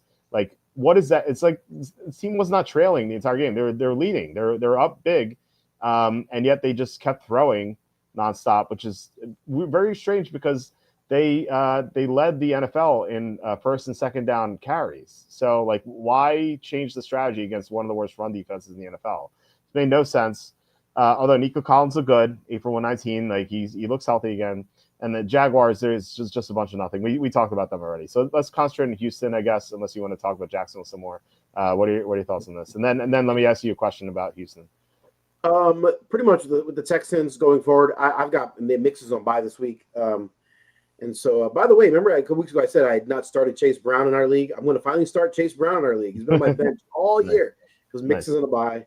When Kamara was on a bye earlier in the year, Brown was on the bye at the same time, so I couldn't start him then. And then I had Gibbs on a bye, but it was early in the year, and I didn't start Brown because I wasn't quite confident yet in him early in the year. But anyway, pretty much if you own Texans, it's Mixon in college and no one else. Like, I don't want to start Stroud right now. I don't trust him. I don't want to start any of the other receivers because I don't know what we're gonna get from them week in, week out. It's Mixon or bust, or Collins or bust, and that's about it. And Stroud, to me, I just all year long I'm like, okay, he's gonna bounce back. He's gonna bounce back. Maybe this is what he is. Something is up. He does not look the same player. Toward the end of last year, he looked like a top 5 quarterback. He looked awesome. I was all over Stroud. he has taken a step back. I don't know what's going on there. We already been talking about Jacksonville. Yeah, Brian Thomas. I'm still willing to start, but the rest of it is blah. Does do you get any vibes for the Texans that they might be like the 2008 Cardinals? Where remember that team that they were so far ahead of the division that they lost interest late in the year. They got blown out in so many games. Like they went into New England, they lost like 51-14 or something. And then no one gave them a shot in the playoffs. Like they played the Panthers to start. And then they clobbered the Panthers. Yeah. They beat the Eagles in the NFC Championship. They almost beat the Steelers in the Super Bowl. This Texans team reminds me of that because they have talent. They've just been floundering around. Like they had impressive wins to start the year. They beat the Bills. Like they're one of the two teams to beat the Bills this year. And they did convincingly. Like they were way up, and then Collins got hurt. The Bills came back and made it close, but still, like they were up like by a wide margin in that game. And so I'm thinking with Stroud, maybe he rekindles what he had last year. He still has Collins. He still has Dell's getting healthier. They have the foundation on the offensive line. Like Tunsil has had a terrible year, but maybe he rebounds. They have a good defensive minded coach. They have good players in the defense. They have a great pass rush. I think and obviously Mixon too. Like if they can get it together, like who is like way better than them in the AFC? Because like you point to the Bills, but they beat the Bills. You point to the Chiefs. The Chiefs are barely beating the Raiders and the Panthers. Maybe the Ravens, but the Ravens have a terrible defense. Like I think the Texans are I would not count them out. I think that despite how poorly they played and I still think they're going to play poorly. Like after the bye, I feel like they're going to lose some more, but they're just so far ahead. And I feel like when the playoffs come, they could turn it on and be like the Cardinals of 08. Like, what are your thoughts about that? I guess it's possible. I mean, that was such a long time ago. I don't remember that team that well, but I remember Kurt Warner being the quarterback there and still playing decent. Like Stroud right now, he looks kind of lost sometimes, and I don't feel like the coaching staff is doing me any favors. Right, like you said, they're throwing 34 times in a game. They're throwing down the field. They're throwing option routes, kind of deep digs. Like give them some low percentage or give them high percentage passes. Kind of I don't know. It just feels like they're not scheming in a way that maybe it's the Diggs injury, but it just feels like it's just like Collins running deep posts, deep digs, option routes to the outside. If you're a coach and if you see your quarterback struggling, dude, scheme the system to make it easy on him, man. Like some screen passes to Mixon would be awesome. Like help the guy out, quick throws, get him in a rhythm. It just feels like they're totally dysfunctional. And so I don't know. Not only did they throw 34 times, but they're throwing these low percentage passes down the field that just don't make sense. So I don't know, man. If I'm a Texans fan, I'm really nervous right now. I mean, you might be right. Maybe they turn it on. Maybe there's enough talent on this team for them to figure it out. But Stroud just doesn't look right. And until I see him look right, it'd be hard to bet on this team. It'd be hard to be really confident in this team. Yeah, I get it. But I think they do have the potential. All right, start two. Allen, I assume that's Braylon Allen. Garendo, Tyron Tracy, Juwan Jennings. Well, you have to go Garendo, right? That's a given. And I think Tyron Tracy. I hate the Giants right now, but Tracy and Neighbors are. I feel like you can play them. What do you think? I know you're going to say you're going to make your soul sad, but yeah, I mean you got to account for the fact that your soul will be sad if you start Tracy in the lineup. But right. Yeah, sorry, Keenan Allen. There we go. Oh, okay, I changed my mind. Keenan Allen, Grendo. Yeah. Man. Maybe I still go. Yeah, that's tough. I mean, Juwan Jennings. It depends on this is not PPR. I'm assuming this is flex spots in a non PPR. Yeah, maybe I go Keenan Allen and Grendo probably, but it's close. I think you can make an argument there. That's another kind of Keenan Allen though could leave Keenan Allen is a high floor a high upside, low floor kind of guy. He could give you a goose egg. We've seen many goose eggs from this year. So if you're wanting a more safe play, I think Juwan Jennings is a safer play. Yeah, the problem is Garendo and Jennings cancel each other out. So that's why I said Keenan Allen over him. But I would Yeah. definitely go one of the Niners guys, and then Allen. And then Chris asking about back to Rodgers, where is he going to play? Because he doesn't want to play for a trash team. Like Tennessee makes the most sense, right? Like they have, they have Calvin Ridley, they have Pollard, like they have some weapons, like, and you said it yourself, like they have to upgrade Will Levis, but there's no option in the draft. But I don't know if Rodgers wants to go to Tennessee, but I don't know if that's beneath him or something. But then again, he's 42 and he sucks now. So like, where else is he going to go? The Raiders, maybe? Like, sure, we'd love to be in Vegas. I don't know. I mean, the Raiders is the other team I thought about, but they're not going to be competitive. I mean, I don't know. I mean, they traded away their best receiver to be with Rodgers. Trade back for him. And I think the Jets are going to cut him anyway, so it doesn't matter. He should be our ambassador to Egypt. Yeah, Raiders would be hilarious. Yeah, they get Adams back. What if they get Adams back? They have Adams, Myers, and Bowers. Like that's a good core. That's what should have won in the first place. All right. Anyway, we have Rams 21, Saints 14. Rams scored 0 points in the first half, and then they got going in the second half. Stafford took a hit in the second half. It was kind of dirty. There's no penalty called. And now he has what they call a lateral ankle sprain, which I guess is like they said it's not going to affect his practice time or game availability. So I guess you don't have to be too concerned. Although, if I have Nakua or Kupp, I'm a little worried, but it's not like you're going to sit those guys, especially you're not going to sit Nakua. Kupp only went 3 for 17. A big disappointment here, especially given that the Saints allow a lot of production to slot receivers. So I don't know what happened there. Kyron Williams, 15 for 104 touchdown, looks great. But Corum got mixed in. He was like on the field a lot in the first drive, which was surprising, but still it was 15-8 carries. Speaking of carries, Taysom Hill, who took 5 away from Kamara, he's out for the year, which I feel like unlocks Kamara, and he could be the fantasy MVP down the stretch. Because every time we talk about Kamara, we're like, oh man, Taysom Hill's going to take touchdowns away from him, right? And now that's not going to happen. It's all going to be a Kamara, and I think he could have a monster finish.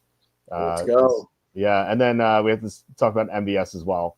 I don't know. He catches touchdowns every week. He's like Chris Carter now.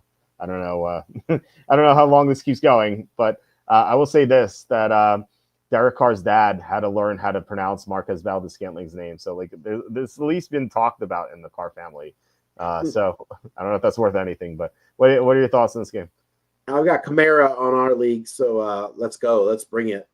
Taysom Hill, I love them. I had him in one league as my tight end, which is great because he doesn't play tight end. He plays everything except tight end.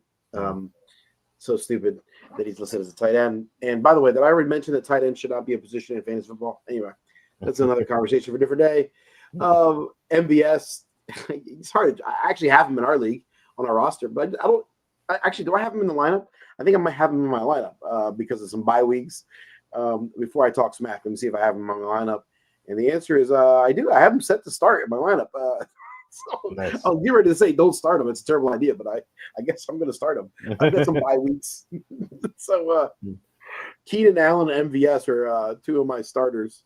It's pretty bad lineups. AJ Brown, MVS, and Keenan Allen will be my three starting receivers in that league. Zay Flowers is on bye. So anyway, it's hard to trust MVS. Don't do what I'm doing. If you can avoid MVS, avoid MVS. I don't think he can keep it up, right? Like it's so fluky. He's terrible. By the way, Blake Corum got a lot of the entire second series he got to himself. And then he got another full series to himself in the third quarter, and he was getting mixed in. So maybe they're just trying to keep Kyron, healthy for the playoffs. If they're going to make a playoff run, maybe that's the reason why. But if you're a Kyron Williams owner, like that doesn't feel good. But I don't know, nothing you can do about it. You're not going to bench Williams, obviously. But I think Blake Corum's he's a great stash guy. If Williams going to get hurt, clearly they trust him, right? He might be one of the higher end handcuffs, so I think he's the guy to try to stash if he's on your waiver wire.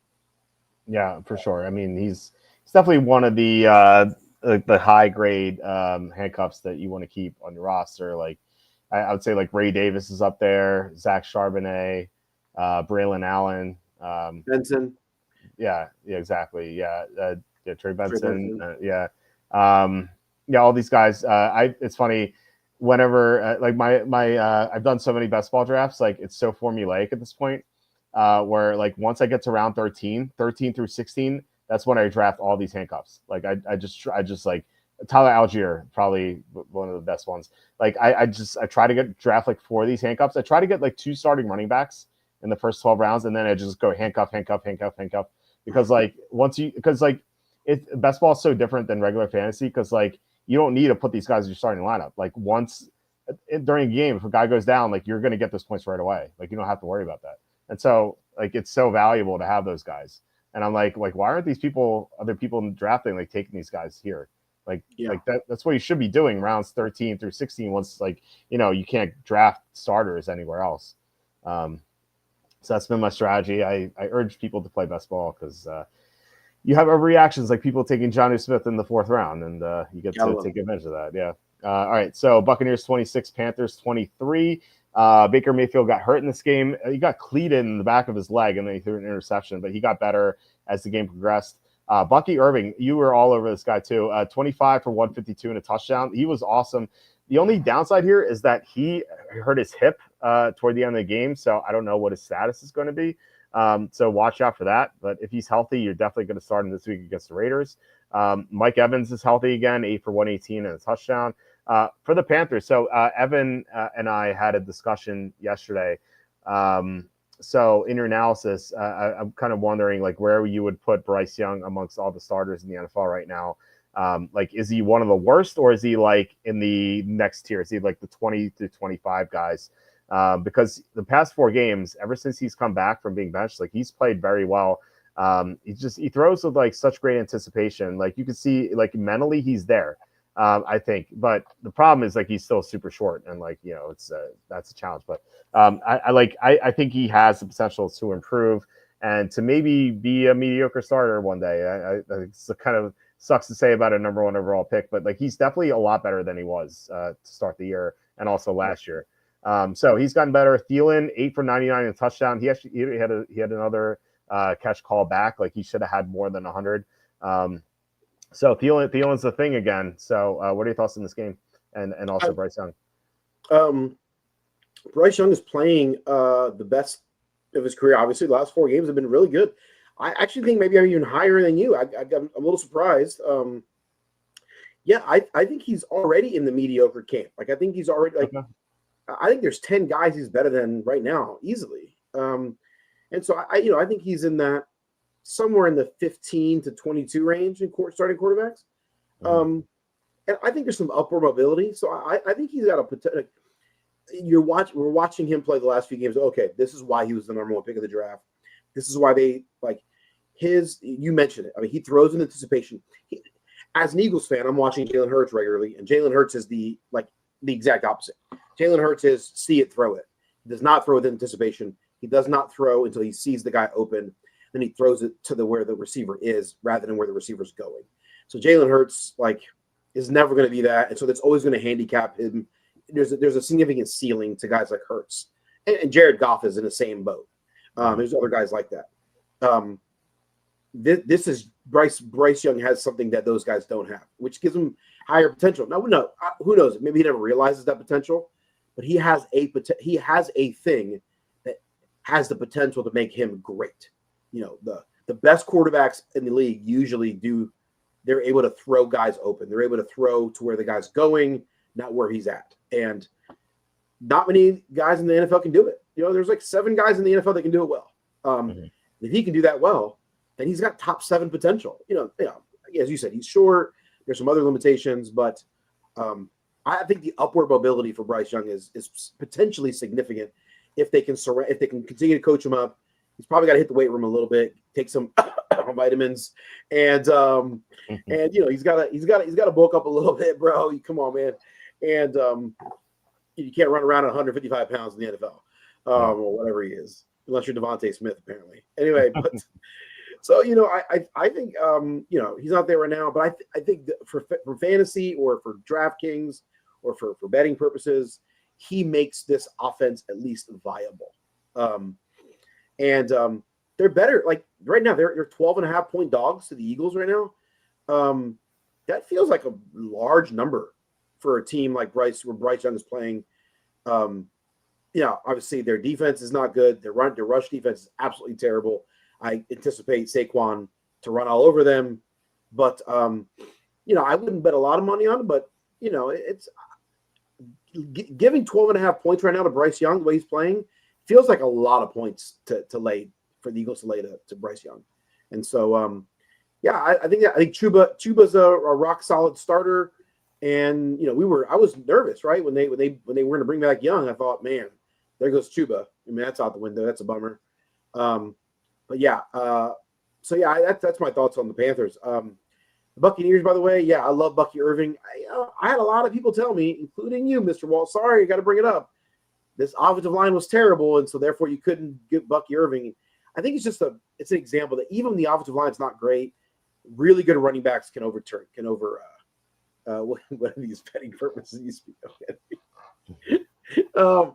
So anyway, Bucky Irving is, although I had him and I had to cut him early in the year, so I don't have him in our league because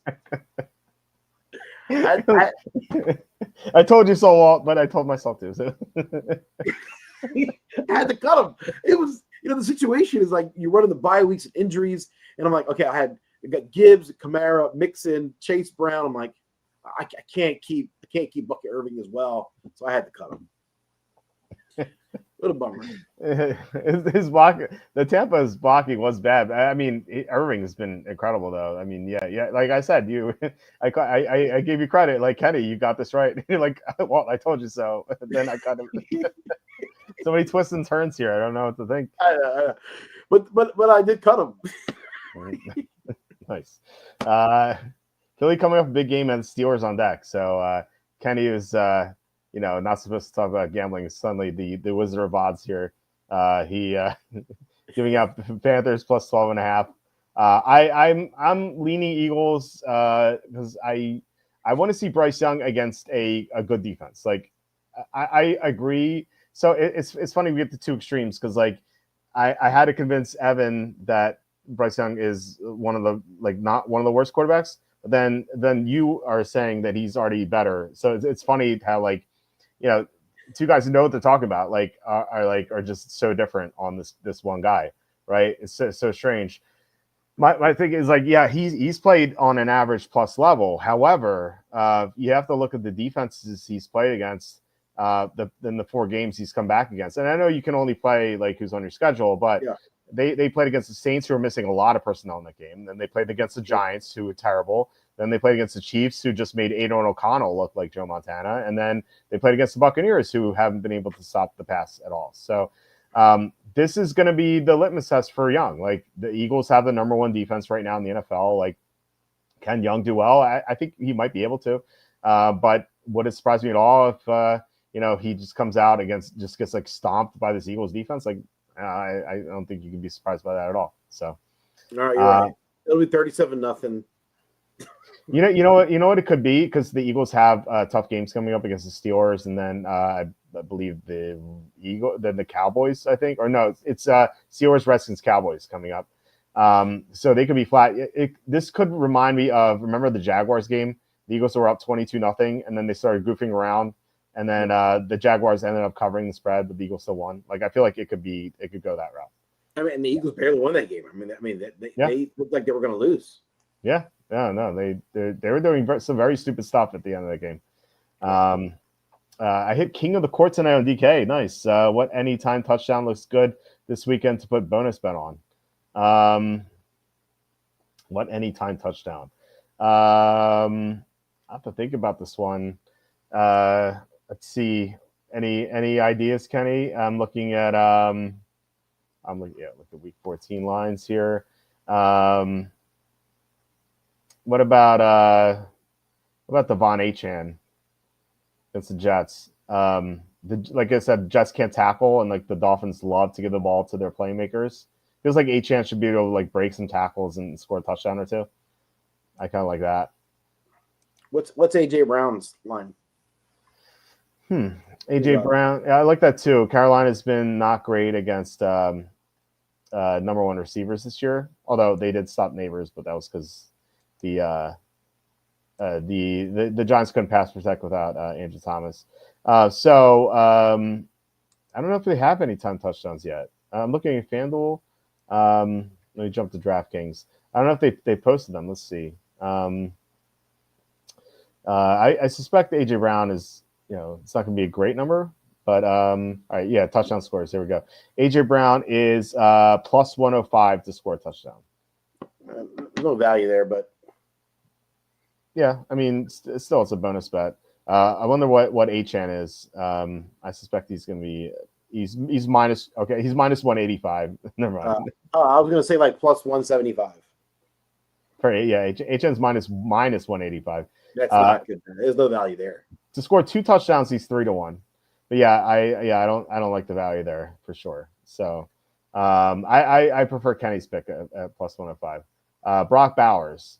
What do you think Brock Bowers is to score a touchdown this week? Who are they playing this week again? The Buccaneers, who can't stop the tight ends. Oh, he's got to be plus 125. He is plus 165. Ooh, there's value there. I like that. So yeah, there you go. It's some Papa Smurf. You could take Brock Bowers plus 165. I think we came to a consensus there. I will not be taking them because I am not a bettor anymore. But it's going to be on the record. That's right. Well, I thought the Kansas City defense was supposed to be good. That's how they won it all last year. Yeah, they've lost some personnel too. Yeah, they were great defensively last year, but they're definitely not the same. They're past early in the year. Earlier this year, they were still really good. The run defense is still good. The pass they can't stop anything through the air at all. And they lost to Jerry Sneed, which is a big deal. They lost a couple other guys. Just definitely not the same as it was last year. Shamwow Vince. Flex 1. Hopkins, Pacheco, Quentin Johnston, or Njoku. I have Jonnu at tight end. I would say Pacheco again, assuming Parham is out. What do you think? I think it's Pacheco. Yeah. No. And I think there's a case to be made that Njoku should be in the lineup over Jonnu, but I would not make that case, but others might make that case. Yeah, we have another recommendation here. So Chase against the Cowboys. Is that Chase Brown or Jamar Chase? Let's look at both. Chase Brown is minus 180. Chase Brown's minus 180. Jamar Chase is minus 165. No value. Yeah. Dolphins love to give the ball to the playmakers. Does that include Alec Ingold? That's Mike McDaniel's top guy. Jamar Chase minus 160. All right, so there we go. All the players of that team, he should never see the ball. Yeah, do you remember? Do you remember that stat line? There were 2 games this year when Tua was out where Alec Ingold had as many touches as Tyreek Hill and Jalen Waddle combined. So two games, not just one. That happened twice. Nick Westbrook Akine. That's a good one. Criminal. Nick Westbrook. Nick Westbrook Akine to score a touchdown. What do you say he is? Who are they playing? Oh, the Jaguars. He's like minus 115. He's plus 185. Yeah, what am I talking about? Of course, he's not going to be. I got a little carried away there. Oh man, I don't. At some point, this has to end, right? Well, like I said, 6.3 targets per game past 3 games, so something's happening there. Yeah. All right, Eagles 24, Ravens 19. You want to take it away, Kenny? You talk about your Philadelphia Eagles clobbering the Ravens, which is not nearly as close as the score indicates. The Philadelphia Eagles have done something to me this week. It's the worst thing that they can do. The worst possible thing they can do, and that is, I believe, Walt. I believe. I'm a believer. Let's go. And hope is a dangerous drug. Hopium. is because if you know they're bad and you don't believe, then you're never let down. But this was an impressive win at all phases of the game: offense, defense, special teams. Jalen Hurts is playing smart. He's playing like a game manager, but he's playing as a very smart game manager. And when he has to pass, he's making really good, accurate passes. Saquon Barkley is just taking over games. This was a solid win, right? I mean, this is as good as it gets. The Ravens, I think the Ravens might be slightly overrated. I think people are talking about them. They're like, in my mind, they were never. They've at no point this year have they been the best team in the league. I think people talk about them like they're the best team. I heard some Philly fans saying that this week. Oh, we just beat the best team in the league. I'm like, no, that's Buffalo or Detroit. But I think this is this team is really good, and there's not a lot of weakness on the team. There's some limited upside. I think the passing game has some limitations because they don't know how to get any other ancillary pieces involved. I mean, the fact that Johan Dotson had one catch in this game is just ridiculous, right? I mean, I don't know what he had, 2 targets, whatever it was. It doesn't make any sense. Like Jalen Hurts, what 11 completions in this game? I mean, so there's clearly a limitation to the upward mobility of the passing offense at this current time. But with that said, from fantasy purposes, you're starting all these guys. You're starting Devontae when he gets back. But Goddard, I've got Goddard as my tight end in our league. A goose egg is always on the table for Goddard, right? Like I don't know. I may have to pick someone up off the waiver wire. So. Well, he's injured. It sounds like he's gonna be out for a few games here. So they have announced he's missing. Yeah, I didn't see the announcement. Yeah, he's gonna be out. So let me get you the note here. Goddard not participating in Wednesday's practice with a knee injury. Yeah, he's considered. Okay, here it is. According to Jeff McClain of the Philadelphia Inquirer, he's considered week to week and could be candidate for injury reserve. Excellent. Just pick up Grant Calcaterra. Same thing, right? How about in our league we've got Freiermuth against Cleveland, and Will Dissly's on the waiver wire in our league actually. Oh, Dissly, you gotta go Dissly. So especially if McConkey's out, it's gonna be all Dissly. Do I just straight drop Goddard at this point? I mean, yeah, I don't know. I mean, depends who else you have in your roster, but yeah, it's I don't know if he's week to week. Like you're gonna start him when he comes back and he's not healthy. Like it's a tough spot. So yep. So all right, Will Dissly in my lineup. There it is. By the way, the Ravens, they've got some firepower on this team that they don't utilize nearly as well as they should. By the way, Deontay Johnson apparently did not want to go into the game. What was that all about? Yeah. What a horrible trade. I've been one of the biggest Deontay Johnson fans. And I like this guy. I mean, they traded him. He's nothing. So I don't know. Very, very odd. But they feel like they've got more passing options than they should. I mean, they've got 2 decent tight ends. They've got Zay Flowers. They've got Rashard Bateman. It feels like this team should be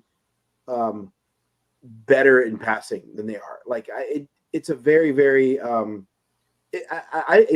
hadn't watched enough of them this year.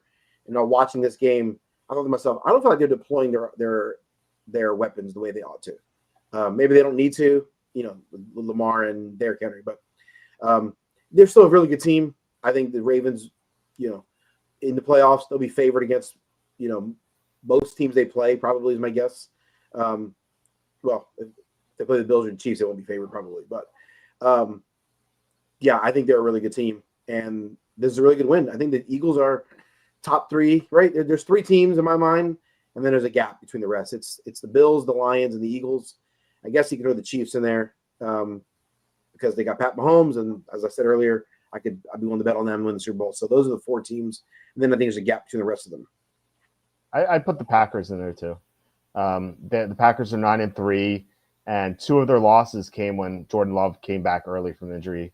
So they could really be 10-2 or 11-1 right now. We'll see how they do on Thursday night. It's an interesting game, and yeah, tomorrow night, big game.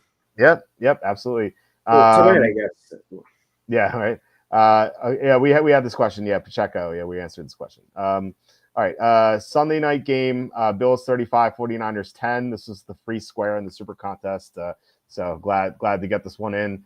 Yeah, this is over as soon as it began with the snow. Like the Niners just couldn't like compete in the snow. Like they look so slow. Fred Warner is playing on a fractured ankle. Like this team is just in rough shape. But the biggest takeaway here, outside of the Bills' dominance, I mean, which is just great, is that McCaffrey out for the year, Mason out for the year, and so you have Garendo. If you obviously pick up Garendo, and this has happened already, but because waiver wires passed, but if you had any fab left, you had to spend all your fab on Garendo. In the one league I'm in with fab, I was so excited. I was like, yeah, I'm gonna spend all my fab here, and he was already picked up. I'm like, what? Who's owning the third string running back on the Niners? Like, okay, it ended up working out, but what was the thought process there? I just didn't get it, but. Anyway, that was my frustration because I thought I was going to get Garendo, but I didn't. I had Mason, by the way. It's just like doing the right thing, stashing the handcuffs, and then Mason's out. So, what are your thoughts on this game? By the way, in our league, the league we're in, we still don't use Fab because the commissioner lives in 1985. Dude, we just got flex. Like, come on, we're doing baby steps here. Oh man, just drives me crazy. Anyway, yeah, the Niners totally falling apart, and I got to be honest, kind of all about it. Kind of loving watching it because the Niners fans on Twitter are as obnoxious as any fan base I've ever seen. I mean. Listen, I'm from Philly. Okay, I know obnoxious fans when I see them. The Niners fans that are still telling me about Niners fans still telling me about how they would have won if Brock Purdy was healthy in that NFC title game. Stop it. Anyway, yeah, it's a rough. All the Niners weapons are downgraded significantly, right? I mean, I had Ricky Pearsall. I thought he'd be a thing. Jawan Jennings is still good, but all these guys are downgraded with this offense, the kind of way it's at right now. It's a bummer. The Bills are awesome. Josh Allen I think, is my vote for MVP. I mean, I don't have a vote, but if I did, I think it's Josh Allen. As much as I love Saquon, as great as Saquon has been, Josh Allen is more valuable to his team, I think, than anyone. I mean, he's Superman. So yeah, love him. Funny thing is, there's no one else on that roster you want to start in a fantasy state, right? Like. Oh gosh, there's no one else I trust. A goose egg's on the table for every player on that team except for Josh Allen. So it's like going into the fantasy playoffs. I don't think I trust anyone on that roster except for Josh Allen. I like James Cook. I think I don't know if I completely trust him, but I mean he's had some really good performances the past few weeks, and he gets the Rams this week, and I think that's a good matchup. I like Shakir in only PPR. I know you're going to dog PPR leagues, as John bringing it up here.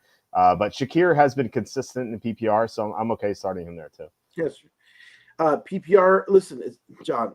It's not. This is an objective fact. I'm going to give you. PPR leagues are for middle schoolers. Nice. All right. Raven Shoyo says, should I stash Akers or Quorum? And he has Aaron Jones. So given that you have Jones, I would go Quorum just because I don't like stashing your own backups because you hurt your upside. I know that's like a hedge, but still, like if Jones goes down, you're in trouble either way. Whereas like Quorum gives you more upside, and I like Quorum anyway better than Akers. Like Akers is just not a good player. Yeah. It's a good question. I think it's tough. If Jones goes down and you have Akers, I don't know that Akers steps in and gives you the same production.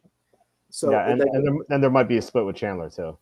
Yeah, so I don't. I wouldn't be if I had Aaron Jones and I had Akers in my handcuff and Jones went down. I wouldn't feel comfortable starting Akers. I'd feel queasy about it. Yeah, I hear you. So what would you play Tucker Kraft and or Christian Watson fantasy this week?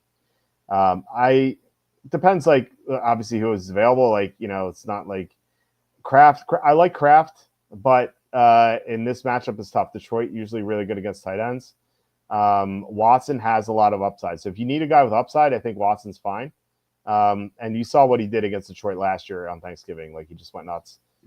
Given the injuries Detroit has, I think Watson. I'd rather have Watson, if anything. Yeah, I think there's more upside there. I mean, if I can avoid it, I'd want to avoid either one of them. I mean, of course, I'm the guy that's going to start MVS and Will Dissly in a league this week. So. And I literally just picked Dissly up 9 minutes ago. So, nice. Yeah. Nice. Well, I got Garendo in that league at least. So there you go. All right. The Monday night game. This is a thing of beauty, especially if you had the Broncos -5.5 like I did. So Broncos win. This was an entertaining game. This was so entertaining. From a football, crazy. I loved it. So many back and forths in this game. You know, it looked like the Broncos were going to like dominate, and then the Browns came back, and then back and forth. Winston, 34-58, 497, 4 touchdowns, 3 interceptions. Like I called him the most exciting player in the NFL right now. He is just wonderful to watch. Yeah, he's going to kill your team, but he's going to help your team too. It's great. Another takeaway is Chubb, only 9 for 21. We bet his under 51.5 rushing yards, so that was an easy win. It's great to see that. Jerome Ford looked more impressive. He's healthier. Like, Chubb's coming up with torn ACL. We talked about Jerry Jeudy already. Don't need to rehash that stuff. For the Broncos, Mims had a 93-yard touchdown. It's kind of crazy. Sutton 6 for 102. Another great game for Sutton. This Denver running back group is just so frustrating because 1 week it's Estime, 1 week it's Javonte, next week it's McLaughlin. Like, you just don't know who to trust here. I guess you just don't trust anyone on this team besides Nix and Sutton, and that's about it.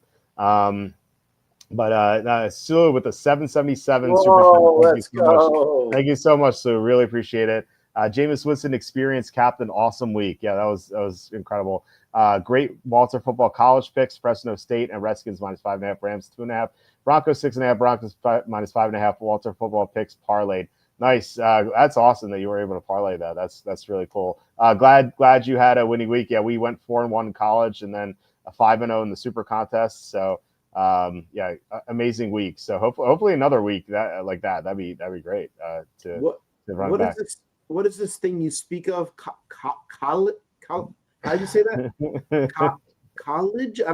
what is this? It's a thing where you pay like $40,000 a year, and you go to this place, and they teach you about how men are terrible, and and then you learn about all the great things that women do in these classes. Okay, college. So I'm assuming college.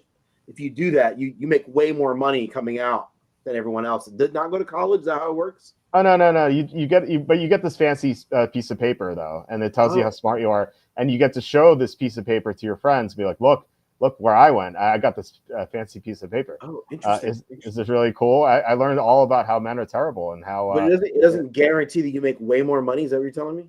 No, why would you pay $40,000 a year to guarantee yourself more money when you can earn this fancy piece of paper and learn how America sucks? This is very interesting because college thing. I'm going to have to read more about this. Yeah. It's you should maybe look into starting a college. I should do that. Some classes at college, some jogging classes. Yeah, I had a jogging class that I took. I didn't even jog. I jogged for the first. We jogged for the first 4 or 5 classes, and we realized we're like, wait a second, our teacher's not watching us. So we ended up going to like a cafe and just sitting there like the entire jogging class. And then we figured out that like we could go sign in and then sign out. So what I would do, I'd go sign in, go back to my dorm, fall asleep, come back, sign out. That's what I did. That's I got a B+ or something in the class. This is American education at best right here. Yeah, and how capitalism sucks, socialism is great. Yeah, that's this is what you get for your $40,000 a year plus that fancy piece of paper. Any final thoughts on this game? I forgot what we were talking about. Broncos, Browns. Hey man, you know what? Chubb does not look like the same player, and you just wonder, like, the injury. I mean, he's had a lot of injuries, and you wonder, like, is he never going to be the same player? And I was a little bit sad watching him run. There was one play down inside the 5 where he kind of goes to cut, kind of does a jump cut, and he kind of just kind of stumbles, and he's strong enough to get in the end zone on the touchdown he scored, but You're like, was it the touchdown or was it 2-point conversion? I can't remember. Anyway, and I just thought to myself, oh, the old Nick Chubb would have jump cut, got around that guy, and it would when you watch a player that like, oh, that guy used to do this awesome thing. Oh, now you can't do it, and that just kind of makes me sad. Yeah. I mean, he had such a brutal knee injury. It was going to be so hard for him to come back from that. I think he could get back to that maybe next year, but it's definitely not a given. If you're like, where are you drafting next year? Even like 5th round, 6th round? Maybe that feels high. Yeah, it's you got to factor in that just totally falls off a cliff. Yeah, it really. I guess you have to pay attention to the news reports and stuff. It's all going to be bullish though. Like it's what like these off-season reports. You touched on it. Like like they're all like rosy reports, and I guarantee you're gonna see a story in May. It's like Chubb is back to his former self. But it's hard to trust that until you see it with your own eyes. So I hope like he's one. I know you too. One of our favorite players, right? We love watching Nick Chubb play. And anyway, hope he's. Anytime you see a player like it's lost it because of injuries, you're just like, you just remember it's a brutal game. Yeah, remember Todd Gurley? He was MVP candidate one year, and then 2 years later he's out of the league. Yep. That's how quickly it goes. All right, last question here. Dylan Fink asking, full PPR, Carr at the Giants, AOC at Tampa, then one tight end, Juwan Johnson or Kincaid or Freiermuth or Cole Kmet, and then 2 receivers, Akine, Jamo, and Smitty. Is that Devontae Smith? And then 1 running back, 2 flex, Jacobs, Garendo, Odunze, Shakir, Akine, and then 1 quarterback, Carr, Levis, AOC, and Rush. Okay. So with the AOC is Alexandria Cortez. Yes, I mean might be better than Derek Carr at this point. No, I think I'd go Derek Carr. I don't trust AOC. Even though that it's like a pass funnel still. It's still like, despite what we saw last week, I just don't really trust it. So I think I'd go Carr. If Kincaid plays, he has a great matchup. So I would consider him if he plays. If not, I think Kmet. 2 receivers. Devontae Smith may not be healthy, so I think the first 2. But if the problem is like Jamo plays on Thursday, so you'd have to make that decision then. So I'd probably go Jamo. But like if Devontae Smith is active, then you just go him over Akine. But otherwise, then you just go Akine. And then the next one, one running back, 2 flex. So I definitely want Jacobs and Garendo in there. And then if this is PPR, then I want Shakir. And then the 1 quarterback at the end, I think, I think Carr, but Rush is interesting because the Bengals defense is so bad. Russell Wilson just threw 414. So I think I would consider Rush actually. So what are your thoughts on this? I think I agree across the board with your assessments. I think Carr over O'Connell, the Giants. Yeah, I think they could be terrible. I think those guys will be packing it in. Kincaid, if he's healthy. Although I think I like Freiermuth versus Cleveland. I think you're right. I think you got to go Jamo Thursday night because it's early, and then if Smitty's healthy, if Smitty's playing, I got to go Smitty, even if he's not fully healthy. Against the Panthers, I think that's, and if he's not, then obviously you play Kine, and then I think I agree with you across the board there. PPR Shakir, I think it makes sense. Cooper, this is do you need a floor? Do you need upside? Like I think Cooper Rush has incredible upside against the Bengals. Like, maybe this could be the best game of his career kind of deal. Yeah. So if you need upside, maybe Rush is the play. Yeah, we have Brock Purdy is hot comments here. I think it's gay. Not there's anything wrong with that. If Eagles win Super Bowl, Kenny has a boy. Will his name be Saquon Walter or Walter Saquon? That's good. That's a good question. Yeah. Name your son Saquon.